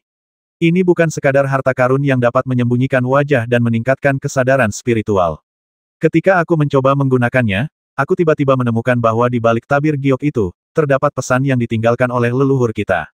Pesan ini sangat rahasia. Jika bukan karena kultivasiku yang luar biasa dalam Sutra Taiksu, aku pasti akan melewatkannya dengan sia-sia dan menutup mata terhadapnya. Informasi apa? Limuran terkejut. Leluhur keluarga Su, Sui Piaoping, ternyata punya metode tersembunyi seperti itu. Pasti ada misteri lain. Peri Qianhuan berkata, pesan ini hanya terdiri dari 8 kata hidup adalah mati, mati adalah hidup. Aku belum sepenuhnya memahami maknanya. Apa? Limuran terkejut dan tidak bisa menahan diri untuk sedikit mengubah ekspresinya.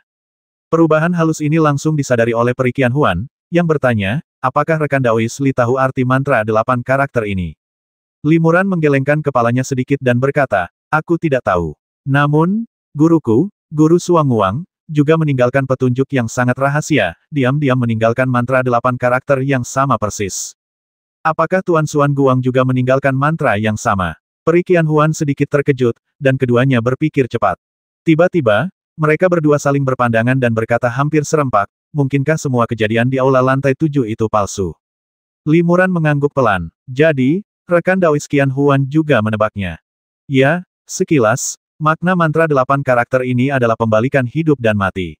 Dan di aula lantai 7, Xuan Guang dan 4 guru lainnya telah meninggal, dan hanya Xuan Mi yang masih hidup, keberadaannya tidak diketahui. Jika dibalik, berarti hanya Xuan Mi yang mati, dan 4 lainnya masih hidup. Dan pemandangan di aula lantai 7 hanyalah rekayasa. Ilusi palsu yang digunakan untuk membingungkan murid-murid kita dan generasi mendatang. Tapi mengapa mereka bersusah payah melakukan ini? Untuk membingungkan utusan abadi. Peri Qianhuan tiba-tiba berkata, kematian utusan abadi merupakan kekhawatiran besar bagi beberapa leluhur. Mereka tahu bahwa para makhluk abadi sangat terampil. Setelah kekuatan utusan abadi pulih setengahnya, itu akan cukup untuk menemukan mereka di dunia kultivasi abadi yang luas dan membasmi mereka satu persatu. Jadi, mereka menciptakan ilusi bahwa mereka sudah mati, sehingga para makhluk abadi akan menyerah mengejar mereka. Xuan Mi kemungkinan besar akan mati. Jika para makhluk abadi tertipu, mereka akan mengincar Xuan Mi, orang mati itu. Hasilnya tentu saja, petunjuk akan terputus dan tidak akan ada yang ditemukan. Pantas saja seekor laba-laba darah muncul di lantai 7. Laba-laba darah ini pasti sengaja ditinggalkan oleh leluhur kita. Laba-laba darah akan menghisap mayat-mayat hingga kering, sehingga menyulitkan kita untuk mengeluarkannya. Jika mayat-mayat ini dikeluarkan dan jatuh ke tangan utusan abadi, mereka pasti akan dapat menemukan kekurangan pada mayat-mayat palsu ini. Namun, para kultivator seperti kita di tahap tubuh roh tidak dapat melihat petunjuk apapun dari mayat-mayat yang layu itu. Tempat ini memiliki batasan yang sangat khusus, bahkan para praktisi Mahayana pun tidak boleh masuk. Kemungkinan besar, ini karena nenek moyang kita khawatir seorang utusan abadi akan masuk, menemukan celah, dan menjadi curiga. Kultivasi seorang utusan abadi pasti sangat tinggi, dan ia mungkin tidak akan bisa memasuki batasan ini secara langsung. Jika seorang utusan abadi memaksa masuk, kemungkinan besar ia akan menghancurkan seluruh segel batasan, memusnahkan semua yang ada di dalamnya. Utusan abadi tidak akan memaksa masuk ke dimensi nirvana hanya untuk melacak petunjuk. Hati Li Muran bergetar mendengar ini. Ia melanjutkan, jadi, tujuan sebenarnya para leluhur ini membangun ruang ini adalah untuk menggunakan mulut keturunan kita untuk memberitahu para dewa bahwa mereka telah jatuh, agar terhindar dari pengejaran abadi para dewa. Mungkin memang begitu, kata Peri Qianhuan, para kultivator dari 3 keluarga besar lainnya mungkin tidak bisa melihat petunjuk tentang masalah ini. Sebagai murid dan keturunan para leluhur ini, kau dan aku tentu saja tidak boleh mengungkap rencana mereka. Lebih baik berpura-pura tidak tahu dan melaksanakan rencana leluhur kita. Tentu saja, Li Muran mengangguk. Leluhur itu meninggalkan mantra 8 karakter, mungkin agar mereka yang benar-benar ditakdirkan dan cerdas dapat menebak kebenaran dan diam-diam membantu mereka menutupi segala kemungkinan kesalahan. Ya, setelah bertahun-tahun, kita tidak tahu apakah mereka akan mengungkap kekurangan lainnya. Jika ada keturunan langsung yang bisa mengetahui kebenaran dan membantu secara diam-diam, memang akan lebih mudah untuk membingungkan utusan abadi. Peri Qianhuan mengangguk sedikit dan berkata. Tapi, Li Muran mengerutkan kening dan berkata, aku masih punya pertanyaan. Jika para tetua seperti Master Xuanguang dan Tetua Tianji tidak mati, lalu di mana tepatnya mereka bersembunyi selama lebih dari 10.000 tahun? Utusan abadi itu pasti sudah lama pulih dari luka-lukanya. Mungkinkah dia tidak punya cara untuk menemukan leluhurnya? Kurasa jawabannya ada di sini, kata Peri Qianhuan sambil menunjuk ke bawah. Di lembah Ibel di bawah, lelaki tua itu, paman ke-9 dari keluarga Su, benar-benar sedang membangun formasi besar-besaran. Ia telah menempatkan bendera formasi dan lempengan sihir di berbagai tempat di lembah Ibel, yang terlihat sangat rumit. Lubang cacing ini, Li Muran awalnya terkejut, lalu mengangguk kecil. Benar, kalau kau ingin menghindari ketahuan oleh para dewa, sebaiknya jangan tinggal di dunia roh, tapi pergilah ke dimensi lain. Aku penasaran, dunia apa yang ada di balik lubang cacing ini? Kita akan segera tahu, kata Peri Qianhuan. Rekan Taois Li, ini masalah yang sangat penting. Kau dan aku akan menjaga masing-masing sisi lembah Ibel untuk mencegah kultivator lain mendekat dan mengungkap rahasia ini. Ya, Li Muran mengangguk, terbang ke pintu masuk lembah, melepaskan indera spiritualnya, dan menjelajahi sekitarnya. Peri Qianhuan juga menjaga sisi lain pintu masuk lembah. Kekuatan spiritual kedua orang ini sungguh luar biasa. Jika anak-anak bangsawan lain mendekat, mereka pasti akan ketahuan. Untungnya, anak-anak dari keluarga besar semuanya ada di sini untuk berburu harta karun dan membasmi monster tingkat tinggi. Lembah Ibel yang tersembunyi ini tidak menarik perhatian mereka, dan hampir seharian tidak ada yang mendekatinya. Limuran merasa lega. Tidak ada orang di sini yang menyelamatkannya dari banyak masalah. Kalau tidak, semakin banyak orang yang tahu tentang ini, semakin sulit menyembunyikannya. Akhirnya selesai juga, teriak Paman Jiu dengan penuh semangat. Mendengar ini, Limuran dan Peri Qianhuan segera terbang kembali ke lembah Ibel. Keduanya menyaksikan Paman Jiu memanipulasi formasi, memancarkan sinar cahaya putih setebal sekitar 10 kaki. Sinar-sinar cahaya ini entah melesat ke langit atau menerpa sekeliling lembah. Kemanapun mereka lewat, kehampaan terdistorsi. Tiba-tiba, saat sinar cahaya ini mengenai tanah di suatu tempat di lembah Ibel, muncullah pembatas ruang tak kasat mata yang mengisolasi sinar cahaya tersebut. Benar-benar ada segel, tidak hanya sangat kuat, tapi juga disembunyikan dengan sangat cerdik. Segel itu tidak bisa dideteksi tanpa formasi ruang khusus. Kata Paman Jiu, lelaki tua itu, dengan penuh semangat. Paman Jiu, bisakah kau meningkatkan kekuatan tumbukannya? Aku ingin melihat lorong seperti apa yang disegel di sini. Kata Peri Qianhuan. Oke, Pak Tua Jiusu setuju, dan segera mengubah mantranya. Sinar cahaya tajam bagaikan tombak meluncur dari formasi dan menembus batas ruang tak kasat mata. Batasan yang sebelumnya tak terlihat itu perlahan-lahan terbentuk, menyerupai kubah transparan. Di dalam kubah itu terdapat lubang yang tak terduga. Uap hitam mengepul dari lubang itu, dan dasarnya tak terlihat. Ini jurang Ibel. Ekspresi Peri Qianhuan sedikit berubah. Mungkinkah lorong ini terowongan ruang angkasa menuju alam Ibel? Jalan menuju dunia Ibel. Limuran juga terkejut. Meskipun alam Ibel dan alam roh adalah dua alam yang berbeda, keduanya tidak sepenuhnya terisolasi. Secara berkala, ketika penghalang antara kedua alam melemah secara signifikan, terowongan spasial yang menghubungkan kedua alam akan muncul. Jika seorang kultivator dapat menahan badai spasial di terowongan ini, mereka dapat bepergian bolak-balik antara kedua alam tersebut. Sederhananya, lorong-lorong kenaikan yang digunakan oleh para biksu yang telah naik juga merupakan sejenis terowongan spasial. Lubang cacing yang tersegel di kuil Gu di alam bawah juga termasuk jenis ini.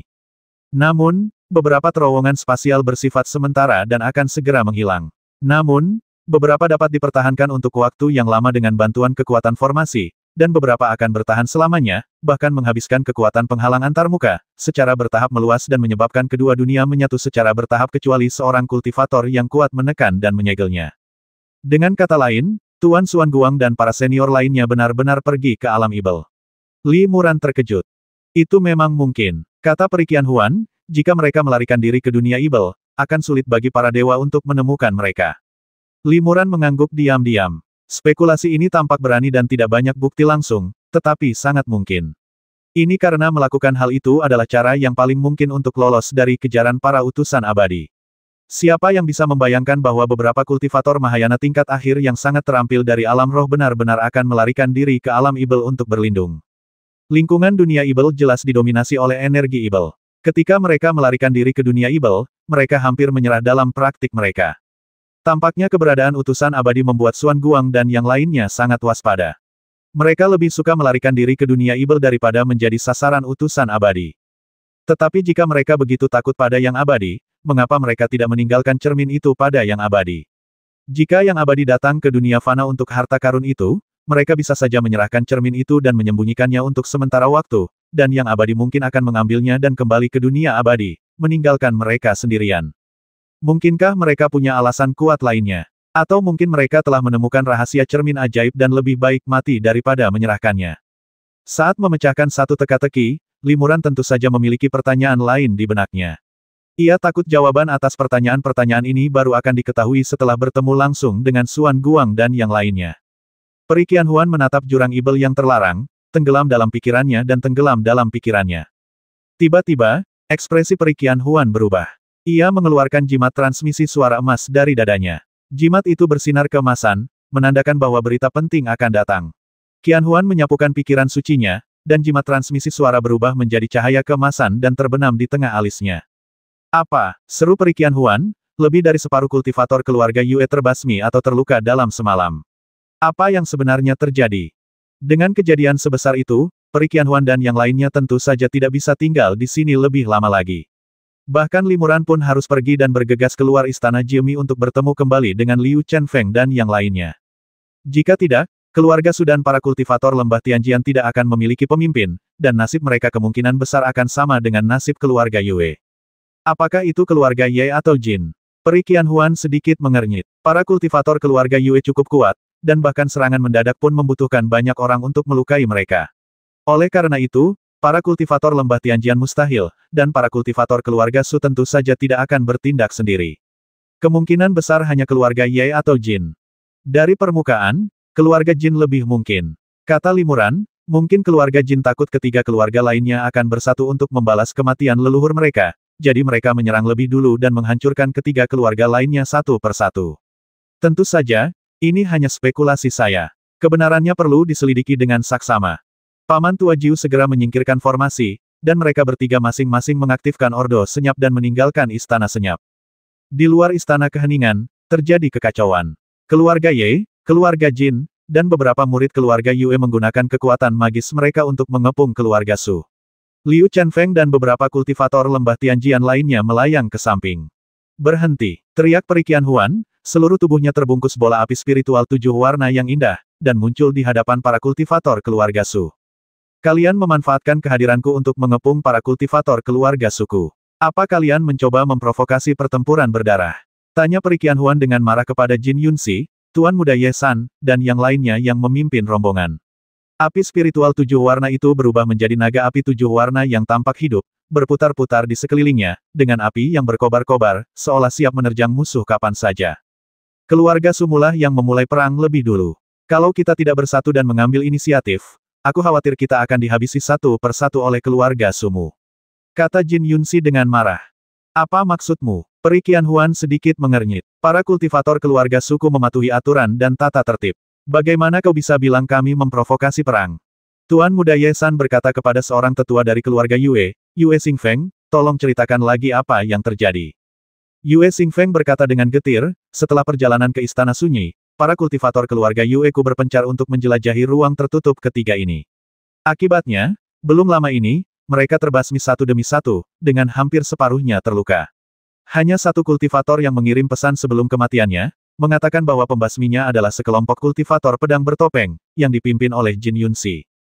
Perikian Huan tercengang. Pembasminya sebenarnya seorang kultivator pedang dari keluarga Jin. Kenapa kau tidak membalas dendam pada keluarga Jin, tapi malah menyerang para kultivator keluarga suku? Apa niatmu? Jin Yunxi mencibir dan berkata, karena pembasminya tidak mungkin aku. Saat kejadian itu terjadi, aku bahkan tidak meninggalkan Istana Jimmy. Kebetulan aku sedang mendiskusikan hal-hal penting dengan Tuan Ye San dan yang lainnya. Beberapa kultivator keluarga Yue juga hadir untuk bersaksi. Jadi, pembasminya sengaja menjebakku. Bahkan Yue Longtian, kepala keluarga Yue, terluka. Pembasminya pasti sangat kuat. Siapa lagi yang bisa berubah wujud menjadi diriku dan membasmi Yue Longtian dan yang lainnya, selain rekan Taois Qian Huan, yang ahli dalam ilusi. Adapun para kultivator pedang bertopeng itu, mereka juga ingin menarik perhatian para kultivator keluarga Jinku. Tapi jangan lupa, para kultivator lembah Tianjian ini juga ahli dalam ilmu pedang. Sungguh rencana jahat, Perikian Huan. Kau diam-diam memimpin para kultivator lembah pedang surgawi untuk menyergap para kultivator keluarga Yue, tetapi menyamar sebagai aku, menyebabkan keluarga Jinku dituduh secara tidak adil. Dengan begitu, kau bisa memanfaatkan kesempatan untuk mengalahkan keluarga Yue dan Jin sekaligus, lalu menggunakan kekuatan lembah pedang surgawi untuk menghadapi keluarga Ye, dan menjadi pewaris tunggal. Jika aku, Jin, tidak muncul, aku khawatir rencana Perikian Huan akan berhasil. Kesimpulan yang kacau. Aku sama sekali belum meninggalkan Istana Keheningan. Bagaimana mungkin aku membasmi rekan Daois Yue Longtian dan yang lainnya? Kata Perikian Huan dingin. Lalu apa yang dilakukan Perikian Huan di Istana Jimmy seharian ini? Apakah ada rekan Tao yang bisa memberi kesaksian? Tanya Jin Yunxi. Aku, Perikian Huan terdiam sesaat. Ia benar-benar tidak tahu bagaimana cara memberitahunya tentang penemuan jalan menuju alam ibel. Saya bersedia bersaksi, kata Limuran, selama setengah hari terakhir, rekan Daois Qian Huan telah menyelidiki berbagai bagian Istana Jimmy bersama saya. Mustahil baginya untuk memisahkan diri dan berurusan dengan para kultivator keluarga Yue. Kesaksian rekan Daois Li tidak ada artinya. Jin Yunxi mencibir, jelas kalian berdua berkolusi. Rekan Daois Li bahkan mungkin salah satu dalang di balik pembasmian keluarga Yue. Rekan Taois Jin, kata-katamu agak sembarangan.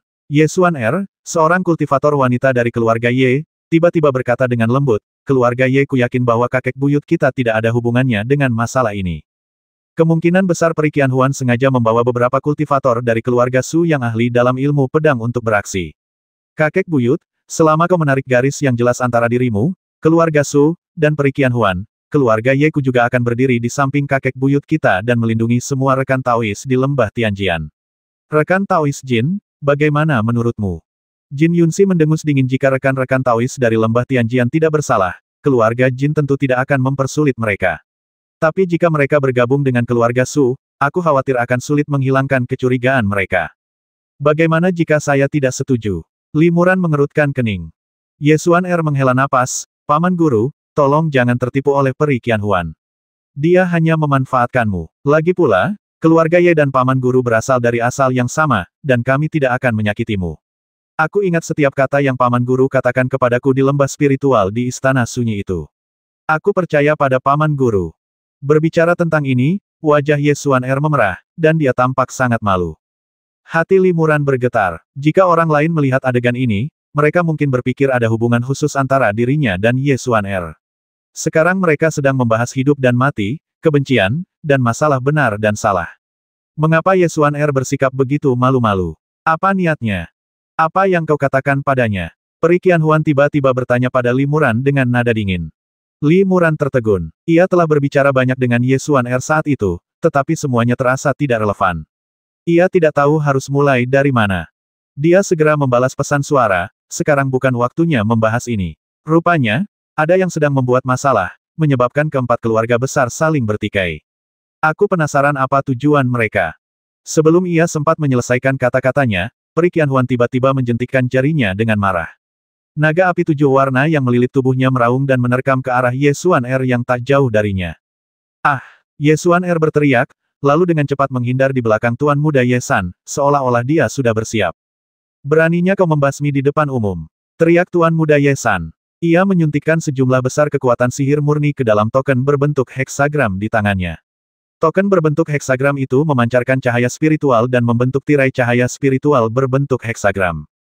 Lapisan tirai cahaya ini justru mendistorsi kehampaan, membentuk terowongan ruang angkasa sementara. Naga api yang diserang Peri Qianhuan tertelan oleh terowongan ruang angkasa dan menghilang tanpa jejak. Dia tidak berani mengambil api spiritual 7 warna dari Peri Qianhuan secara langsung, jadi dia menggunakan kekuatan ruang untuk mentransfernya, yang merupakan metode yang sangat cerdik. Jin Yunxi segera mengendalikan pedang tingkat Tongtian Lingbao di tangannya dan menebas Peri Qianhuan. Pedang ini begitu kuat sehingga cahaya pedangnya merobek kehampaan, hampir membelah langit menjadi dua. Ketika Liu Chenfeng dan yang lainnya melihatnya, mereka diam-diam terkejut dan mendesah bahwa mereka tidak sebaik dia. Sekalipun mereka juga memiliki pedang setingkat Tongtian Lingbao di tangan mereka, mereka mungkin tidak akan mampu melepaskan cahaya pedang setajam itu. Tampaknya Jin Yunxi tidak hanya memiliki tingkat kultivasi yang tinggi dan ilmu pedang yang luar biasa, tetapi juga memiliki kekuatan sihir yang sangat dalam. Peri Qianhuan segera membuka mulutnya, dan sebuah tripod kecil berubah menjadi seberkas api dan terbang keluar. Tripod itu langsung mengembang tertiup angin dan berubah menjadi ukuran sekitar 3 meter. Dengan suara dang yang teredam, cahaya pedang menebas tripod kecil itu, tetapi terhalang oleh tripod kecil itu. Hanya bekas pedang yang tertinggal di tripod kecil itu. Peri Qianhuan mengulurkan jari gioknya yang halus dan menunjuk. Aliran api spiritual 7 warna mengalir ke dalam kuali kecil, yang kemudian mulai bersinar dengan lapisan-lapisan api 7 warna yang samar. Di dalam api, bekas-bekas pedang perlahan menghilang. Benar saja, hanya Tongtian Lingbao yang bisa menangkis pedang ini. Liu Chenfeng dan yang lainnya terkejut. Murid inti dari 4 keluarga besar ini semuanya memiliki Tongtian Lingbao di tangan mereka, dan kekuatan mereka jauh lebih kuat daripada kultivator tahap akhir tubuh spiritual biasa. Meskipun mereka, para pengikut lembah Tianjian, setara dengan anak-anak dari 4 keluarga besar lainnya, mereka jelas lebih rendah daripada Peri Qianhuan, Jin Yunxi dan yang lainnya. Tuan ketiga Ye, Jin Yunxi, dan Yue Xingfeng, seorang tetua dari keluarga Yue, akan bergabung untuk menghadapi Peri 1000 ilusi. Sementara itu, para kultivator dari keluarga Ye, Jin, dan Yue lainnya akan memanipulasi harta karun dan serangga beracun mereka untuk menyerang para kultivator dari keluarga Su. Adapun Liu Chenfeng dan beberapa kultivator lain dari lembah Tianjian, mereka terombang-ambing, tidak tahu harus maju atau mundur. Untuk sementara, tidak ada kultivator lain yang menyerang mereka. Kita harus menunggu dan melihat apa yang terjadi. Kita tidak boleh terlibat dalam konflik ini. Hua Yunchong tiba-tiba berkata, kita yang paling lemah. Jika kita terlibat dalam perseteruan antara 4 keluarga besar, kita tidak akan punya tempat tinggal. Tapi bagaimanapun juga, kita punya perjanjian kerjasama dengan keluarga Su. Keluarga Su juga sudah lama melindungi kita, bagaimana mungkin kita hanya duduk diam dan menonton? Liu Chenfeng mengerutkan kening dan menatap Limuran. Kita tunggu saja instruksi Paman Li. Semua orang di lembah Tianjian menunggu instruksi Limuran, tetapi ekspresi Limuran tiba-tiba berubah dan dia bergegas menuju Peri Qianhuan dan yang lainnya. Kesempatan telah tiba. Cahaya ungu menyala di tangan Limuran, lalu muncullah pedang ungu, pedang serakah. Limuran mengayunkan pedang serakah di tangannya, dan cahaya ungu menyala, menyerang Peri Qianhuan. Peri Qianhuan tak pernah menyangka perubahan seperti ini akan terjadi. Ia bertarung melawan Jin Yunxi dan yang lainnya dengan sekuat tenaga. Terkejut, cahaya ungu menyerbu api spiritual pelindungnya. Kemudian ia merasakan sedikit sakit di kepalanya, dan secercah kesadaran spiritualnya tersapu oleh cahaya ungu itu. Apa yang kau lakukan? Peri Qianhuan terkejut dan marah. Kekuatan spiritualnya sangat kuat, dan meskipun kehilangan sedikit kekuatan spiritual bukanlah apa-apa baginya, tindakan Limuran sudah cukup untuk mengalihkan perhatiannya. Orang yang mengikat bel itu pastilah orang yang akan melepaskannya. Jika segel di pikiranku benar-benar kau pasang, maka aku bisa menggunakan pikiranmu sebagai panduan untuk melepaskannya. Kata Limuran dalam hatinya. Cahaya ungu berkelebat, membawa kesadaran ilahi Peri Qianhuan, dan memasuki tengah alis Limuran. Dalam sekejap, kenangan hilang yang tak terhitung jumlahnya membanjiri benaknya. Penjelajahan bergandengan tangan ke tanah terlarang suku pasir, penyelamatan surga luar yang rela menanggung kutukan jiwa, tatapan dingin saat ia mengucapkan selamat tinggal pada pulau itu, tatapan penuh harap saat ia membuat janji 1000 tahun, malam reuni yang lembut dan tak berujung setelah perpisahan yang panjang. Kehidupan praktiknya selama lebih dari 1000 tahun baru menjadi lengkap dan jelas setelah ia memiliki kenangan ini. Baginya, ini hampir merupakan perjalanan seumur hidup, tetapi bagi Jin Yunxi dan yang lainnya, mereka hanya melihat perubahan halus pada ekspresi Limuran. Peri Qianhuan hendak memarahi Limuran, tetapi dia melihat Limuran menatapnya dengan penuh kasih sayang. Limuran tersenyum tipis. Memangnya kenapa kalau kau menyegel ingatanku? Itu malah membuatku jatuh cinta lagi padamu. Hati Peri Qianhuan tergerak. Kamu ingat semuanya. Untuk sesaat, Peri Qianhuan juga sangat gembira dan tidak tahu bagaimana menghadapi Limuran yang ingatannya telah dipulihkan. Pada saat ini, Jin Yunxi menebas dengan cahaya pedang tajam lainnya, langsung mengenai Peri Qianhuan.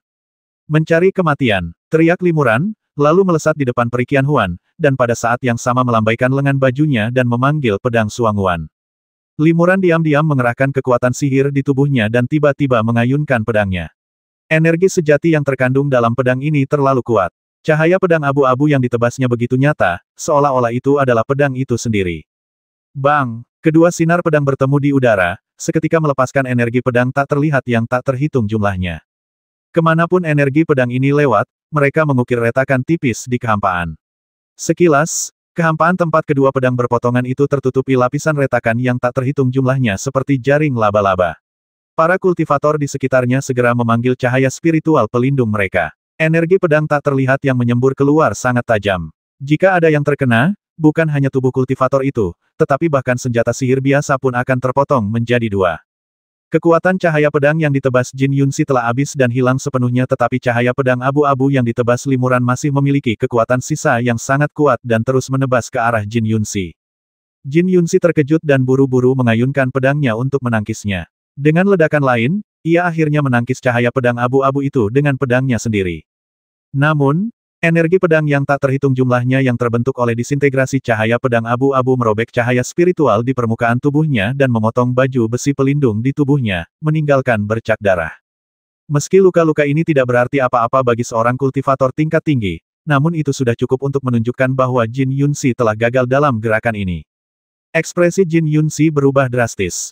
Dari segi kualitas harta karun, keduanya menggunakan pedang, yang keduanya merupakan pedang tingkat Tongtian Lingbao, jadi perbedaannya tidak terlalu jauh. Dari segi kultivasi dan ilmu pedang, lawannya jelas lebih rendah darinya. Namun, cahaya pedang yang ia ciptakan jauh lebih unggul. Ini menunjukkan bahwa kekuatan sihir lawannya jauh lebih hebat daripada dirinya sendiri. Ada dua alasan utama mengapa mana begitu kuat, mana yang lebih dalam dan lebih murni. Dalam kedua aspek ini, mana Limuran jelas lebih unggul daripada mana Jin Yunxi. Orang bermarga Li ini benar-benar kuat. Jin Yunxi terkejut dan bingung.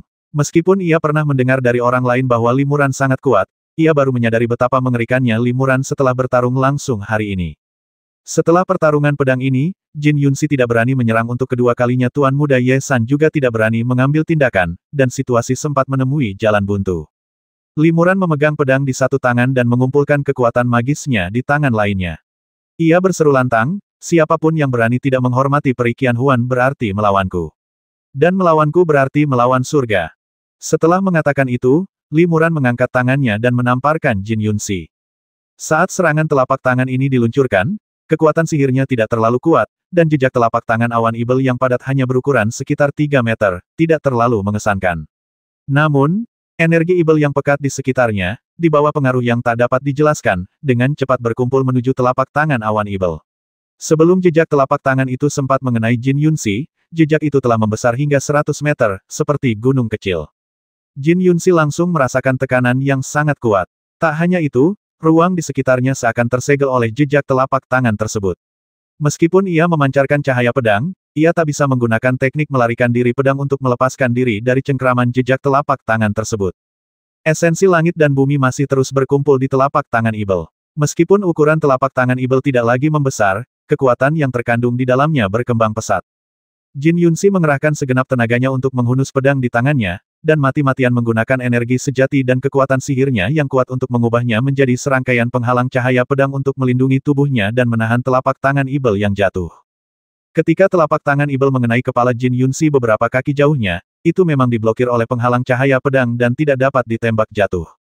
Namun, tangan ibel itu tidak hancur. Ia menyerap semakin banyak energi ibel. Jin Yunxi hanya merasakan tekanan yang semakin kuat, seolah-olah ada gunung besar yang menekan kepalanya. Saat ini, dia berada dalam situasi yang sulit. Jika dia sedikit saja santai, dia akan hancur berkeping-keping oleh serangan telapak tangan ini. Energi vital langit dan bumi di sekelilingnya seakan-akan membuat segala sesuatunya sulit baginya, terus-menerus terkumpul dalam cengkeraman ibelnya, tetapi ia tidak mampu mengerahkannya sedikitpun. Sesaat kemudian, wajah Jin Yunxi memucat. Ia akhirnya mengerti apa artinya melawan kehendak langit. Dalam situasi ini, ia sama sekali tidak punya peluang untuk menang. Para kultivator keluarga Jin ketakutan dan bergegas maju untuk menyelamatkan Jin Yunxi. Namun, Tuan Muda ketiga Ye diam-diam mundur agak jauh, tidak ingin bermusuhan dengan surga. Jika mereka berada di lingkungan yang kaya energi spiritual, mereka juga dapat memobilisasi energi vital langit dan bumi, dan mungkin situasi sepihak seperti itu tidak akan terjadi. Namun, di lingkungan yang penuh energi ibel ini, mereka sama sekali tidak bisa menjadi lawan Li Muran. Melihat sejumlah besar kultivator keluarga Jin menyerbu, Li Muran tiba-tiba mengubah mantranya, dan telapak awan ibel tiba-tiba meledak dengan ledakan. Energi ibel yang tak terhitung jumlahnya melonjak ke segala arah, seperti gelombang hitam yang mengerikan, menyebar ke sekitarnya. Kemanapun energi ibel itu lewat, gelombang tumbukan energi ibel yang kuat terbentuk, mengguncang kehampaan dan menyebabkannya terdistorsi dan berubah bentuk. Para kultivator keluarga Jin yang mendekat terdampak oleh gelombang hitam ini dan tanpa sadar terhempas mundur puluhan kaki. Beberapa kultivator yang lebih lemah atau tak sempat menghindar menderita luka dalam dan muntah darah.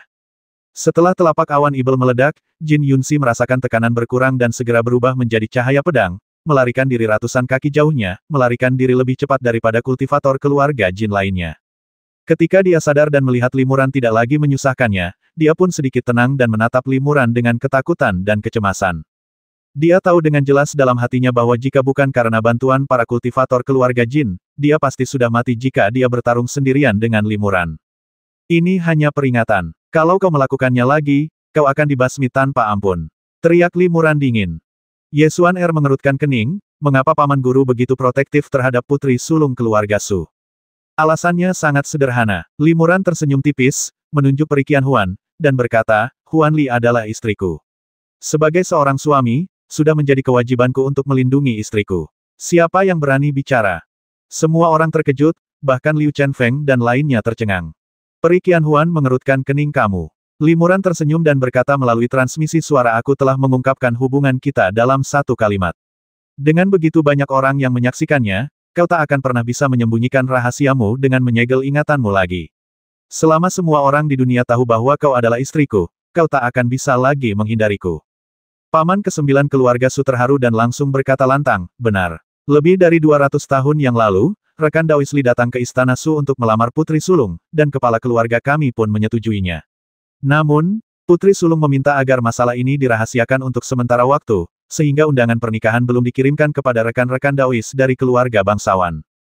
Liu Chenfeng dan yang lainnya tiba-tiba menyadari bahwa mereka telah mengetahui tentang lamaran Li Muran kepada Su Mansion bertahun-tahun yang lalu, tetapi mereka tidak tahu bahwa pengagum Li Muran adalah Peri Qianhuan. Setelah kembali dari Su Mansion, Tetua Tianjian telah menginstruksikan mereka untuk tidak menyebutkan Su Mansion kepada Li Muran, jadi mereka tidak bertanya lebih lanjut. Mereka berasumsi bahwa lamaran Limuran telah gagal dan ia telah ditolak, dan itulah sebabnya Tetua Tianjian mencegah mereka membicarakan peristiwa menyedihkan ini. Ternyata ada makna tersembunyi di balik ini. Limuran sangat gembira dan mengirim pesan lain kepada Perikian Huan. Paman Jiu juga dianggap sebagai tetua keluarga Su. Karena dia sudah memastikannya, kau tak bisa menyangkalnya lagi kali ini. Meskipun Perikian Huan ditutupi kerudung putih dan ekspresinya tidak terlihat, dia menundukkan kepalanya sedikit, tampak sangat malu. Aduh, Perikian Huan tiba-tiba mengirim pesan suara kepada Limuran, memangnya kenapa kalau kau mengingatnya? Dalam situasi ini, hidup dan mati sedang dipertaruhkan, dan kau masih saja tertawa. Jangan khawatir, Limuran melayang di depan Perikian Huan dan berkata, karena aku berani menikahimu, aku tidak takut mengambil tanggung jawab seorang suami.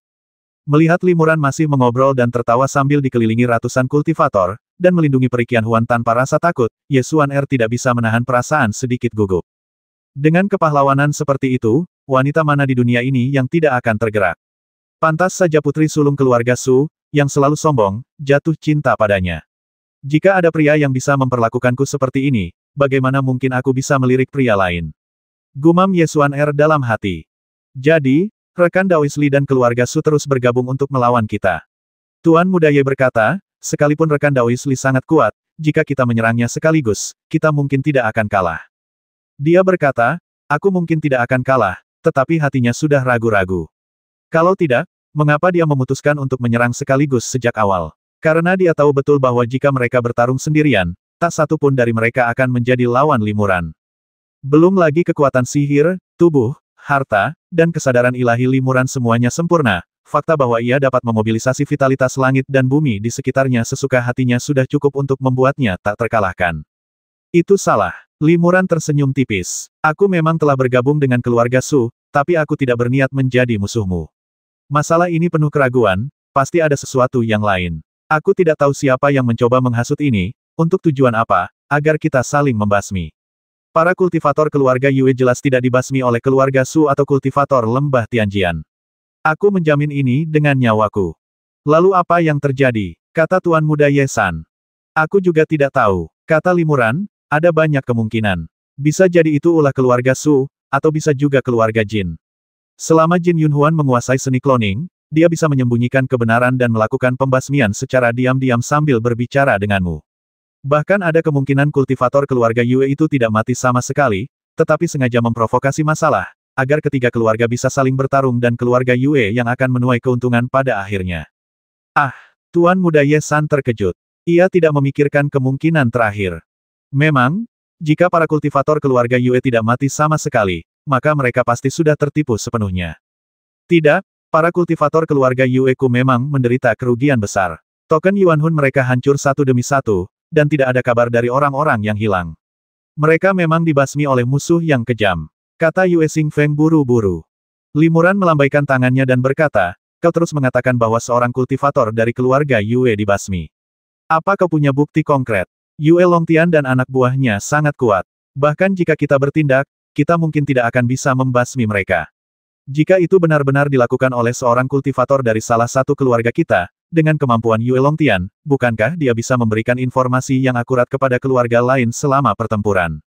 Ini, orang tua ini tidak begitu jelas. Mengenai para biksu di keluarga kita yang terbasmi, tentu saja tubuh mereka pun hancur. Di mana kita bisa menemukan bukti substansialnya? Yue Xingfeng terdiam. Limuran menggelengkan kepala dan melanjutkan, ada yang mencurigakan. Bukan hanya keluarga Yue, banyak kultivator dari 3 keluarga besar lainnya juga berpisah dan pergi berburu harta karun setelah perjalanan mereka ke Istana Sunyi. Mengapa mereka semua baik-baik saja, sementara yang tewas hanyalah kultivator dari keluarga Yue? Yang lebih membingungkan saya adalah, jika ada kultivator klan Yue yang terbasmi, bagaimana mungkin mereka tidak menyampaikan informasi yang akurat? 1 atau 2 orang terbasmi sendirian itu normal. Tapi puluhan kultivator klan Yue terbasmi, dan tidak ada kabar yang disampaikan. Jika ini benar, hanya ada satu alasan mereka disergap dan diserang, dan lawan mereka sangat kuat, sehingga mereka tidak punya waktu untuk menyampaikan informasi. Jika mereka kebetulan bertemu dengan mereka, mereka pasti sudah mengetahui keberadaan mereka dengan indera ilahi mereka sejak lama. Mustahil mereka semua terbasmi tanpa sempat menyampaikan informasi. Jadi, entah para biksu keluarga Yue tidak mati sama sekali atau ada mata-mata yang bersembunyi di antara para biksu keluarga Yue, yang membocorkan keberadaan biksu keluarga Yue lainnya, sehingga memungkinkan si pembasmi untuk menyergap terlebih dahulu dan menangkap mereka semua sekaligus. Apakah ada mata-mata? Yue Xingfeng terkejut dan menatap curiga ke arah puluhan biksu keluarga Yue yang tertinggal di sekitarnya. Tuan Muda Ye San dan yang lainnya mengangguk diam-diam. Mereka sudah memikirkan cara menemukan pembasminya sejak awal, tetapi mereka lupa bahwa keluarga Yue, yang merupakan korban, juga sangat mencurigakan. Limuran berkata dengan lantang, pada titik ini, jika kita saling membasmi, itu akan menjadi kerugian besar bagi setiap keluarga.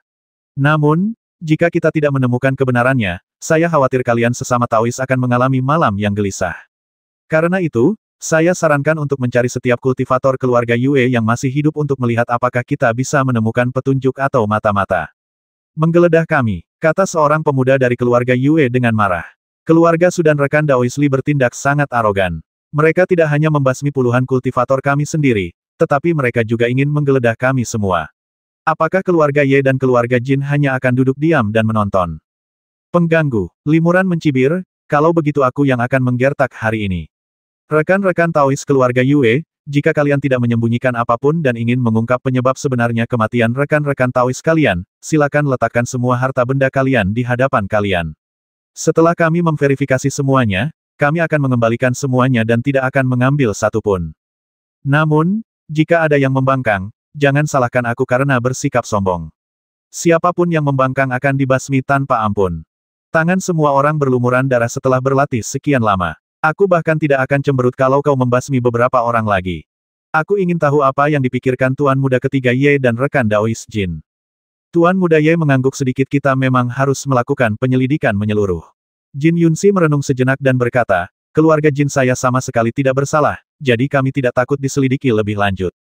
Namun, masalah ini harus dipublikasikan. Rekan Daois Li tidak bisa dibiarkan menyelidiki secara diam-diam. Tentu saja, seru Limuran lantang, saya meminta semua rekan Tao dari keluarga Yue untuk meletakkan harta karun kalian di depan kalian agar semua kultivator di sini dapat melihatnya dengan jelas. Kita tentu akan tahu siapa yang diam-diam membuat masalah. Jika kalian tidak bekerja sama, kalian akan dianggap memiliki motif tersembunyi dan kami lebih baik membasmi orang yang salah daripada melepaskannya. Yue Xingfeng mengangguk dan berkata sambil tersenyum kecut, lebih baik membasmi orang yang salah daripada membiarkannya pergi. Rekan Daois Li memang seorang tiran. Namun, dengan kekuatan rekan Daois Li, dia memang pantas menjadi tiran. Baiklah, aku akan serahkan semua harta karunnya, dan kuharap para rekan Daois bisa memberi penjelasan kepada keluarga Yue-ku. Setelah mengatakan itu, Yue Xingfeng melepas cincin penyimpanannya dan mengeluarkan semua harta karun di dalamnya. Tiba-tiba, sejumlah besar batu roh dan material lainnya melayang di sekelilingnya, dan cincin penyimpanan itu tergeletak diam di sampingnya. Ia menuangkan semua harta karun dari cincin penyimpanan, membiarkannya tak tersentuh. Kultivator tingkat tinggi lainnya hanya perlu memindai dengan indera ilahi mereka untuk menentukan apakah ada harta karun lain yang tersembunyi di dalamnya. Sedangkan untuk kotak giok, tidak perlu dibuka, cukup dengan melepas segelnya, kultivator lain dapat memindai dengan indera ilahi mereka dan mendeteksi harta karun di dalamnya. Limuran dengan hati-hati mengamati harta karun ini satu persatu dengan pikirannya, lalu mengangguk sedikit. Baiklah, jika rekan Tao lainnya tidak ragu, rekan Tao Yue Xingfeng ini bisa menyimpan harta karun itu. Kata Limuran. Tuan Ye San dan Jin Yunhuan menggelengkan kepala, menandakan mereka tidak melihat sesuatu yang mencurigakan. Limuran menatap Peri Qianhuan, yang juga menggelengkan kepalanya sedikit. Limuran lalu memberi isyarat kepada pihak lain untuk menyimpan harta karun itu. Setelah itu, para kultivator keluarga Yue lainnya mengikuti dan meletakkan semua harta mereka di depan mereka.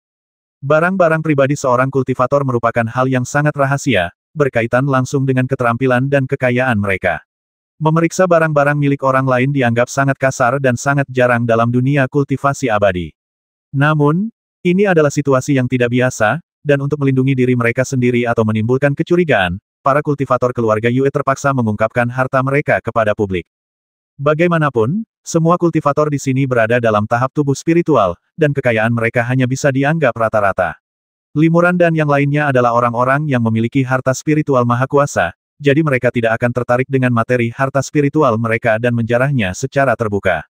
Tentu saja, alasan yang paling penting adalah karena para kultivator keluarga Yue lemah, sementara Limuran kuat, jadi mereka tidak punya pilihan selain patuh saat ini. Limuran menggunakan indera spiritualnya untuk memeriksa dengan cermat harta karun para kultivator keluarga Yue satu persatu. Tiba-tiba ekspresinya berubah sedikit. Dia menemukan bahwa di antara tumpukan kotak giok dan kotak kayu, ada sebuah kotak kayu yang berisi token kayu hijau, dan pola pada token itu sangat familiar. Limuran tetap tenang dan berkata kepada pemilik kotak kayu itu, seorang pemuda dari keluarga Yue, bolehkah saya bertanya nama Anda, rekan Tao? Apa token hijau di dalam kotak kayu ini? Saya rasa saya belum pernah melihatnya sebelumnya. Pemuda dari keluarga Yue tersenyum dan berkata, nama saya Moki. Saya seorang kultivator tingkat tinggi yang telah berkultivasi di keluarga Yue selama 1000 tahun. Token ini adalah token identitas saya dari masa saya di alam bawah. Rekan Daoisli tentu saja belum pernah melihatnya sebelumnya. Jadi begitu, Limuran mengangguk dan terus melihat harta karun para kultivator keluarga Yue lainnya. Sesaat kemudian, Limuran tiba-tiba melintas dan muncul di belakang Moki, dengan pedang rakus berkelebat di tangannya dengan cahaya ungu. Limuran menyuntikkan sejumlah besar kesadaran ilahi murni ke pedang serakah, lalu menebasnya dengan satu pedang. Kilatan cahaya ungu segera merobek aura pelindung Moki dan menembus baju sirah dalamnya. Adegan ini terjadi begitu tiba-tiba, tanpa diduga Moki. Meskipun ia mengenakan pelindung dalam yang kuat, pelindung itu sama sekali tidak mampu menghentikan cahaya ungu, dan langsung menyerbu tubuhnya. Dia terkejut dan hendak melawan, tetapi tiba-tiba hawa dingin yang kuat menjalar ke kepalanya dan dia langsung kehilangan kesadaran, seolah-olah seluruh tubuhnya membeku dan dia pingsan. Limuran menggunakan segel Dewa Es untuk menyegel pikiran lelaki itu, lalu dia menggulung lelaki itu dengan lambaian lengan bajunya, dan menghilang dari tempat itu dalam sekejap cahaya. Detik berikutnya, Limuran kembali ke tempatnya semula. Moki yang tak sadarkan diri ditundukkan olehnya, dan sebuah kotak kayu di tangannya. Ini, para kultivator keluarga Yue akhirnya bereaksi dan merasa ngeri. Beberapa kultivator buru-buru menyimpan harta mereka dan menggunakan harta spiritual mereka untuk melindungi diri. Rekan-rekan Taois, jangan panik.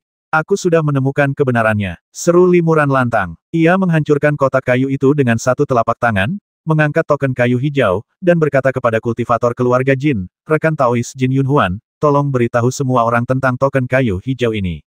Seorang pemuda terbang keluar dari antara para kultivator keluarga Jin sebagai tanggapan.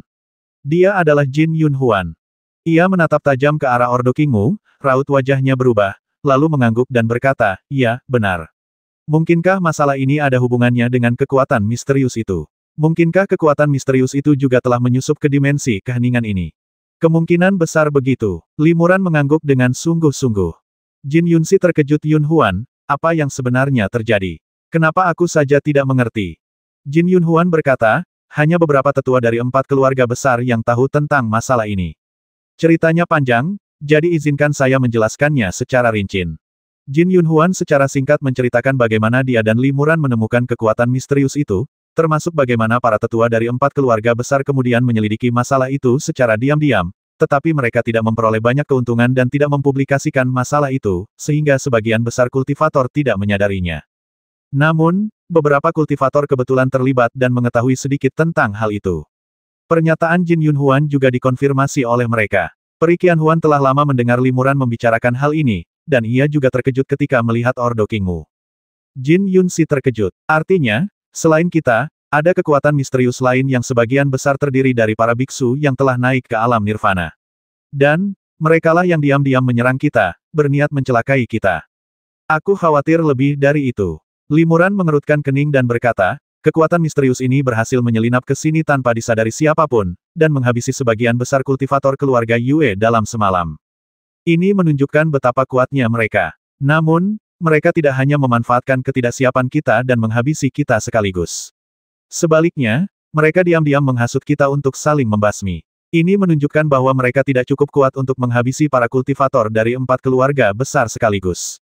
Jika kita berpencar, cepat atau lambat kita akan dikalahkan satu persatu oleh kekuatan misterius ini. Jika kita bersatu, kita akan punya kekuatan untuk melawan. Jika kita saling membasmi, kita akan jatuh ke dalam perangkap mereka dan akan semakin sulit untuk bertahan hidup. Benar, Jin Yunsi mengangguk berulang kali kita tidak bisa saling bertarung lagi. Meskipun keempat keluarga besar diam-diam bersaing memperebutkan kekuatan sejak memasuki ruang sunyi ini, setelah menghadapi musuh asing yang menakutkan dan misterius, mereka secara alami akan bekerja sama. Ini tidak ada hubungannya dengan benar atau salah, ini hanyalah naluri untuk bertahan hidup. Kekuatan misterius itu benar-benar muncul di sini. Apa niat mereka? Apa mereka juga menginginkan peninggalan leluhur kita? Gumam Jin Yunhuan. Tujuan mereka akan terungkap cepat atau lambat. Limuran melihat sekeliling dan berkata dengan dingin, Tugas paling mendesak adalah menyelidiki secara menyeluruh apakah ada mata-mata lain di antara 4 keluarga besar kita. 950.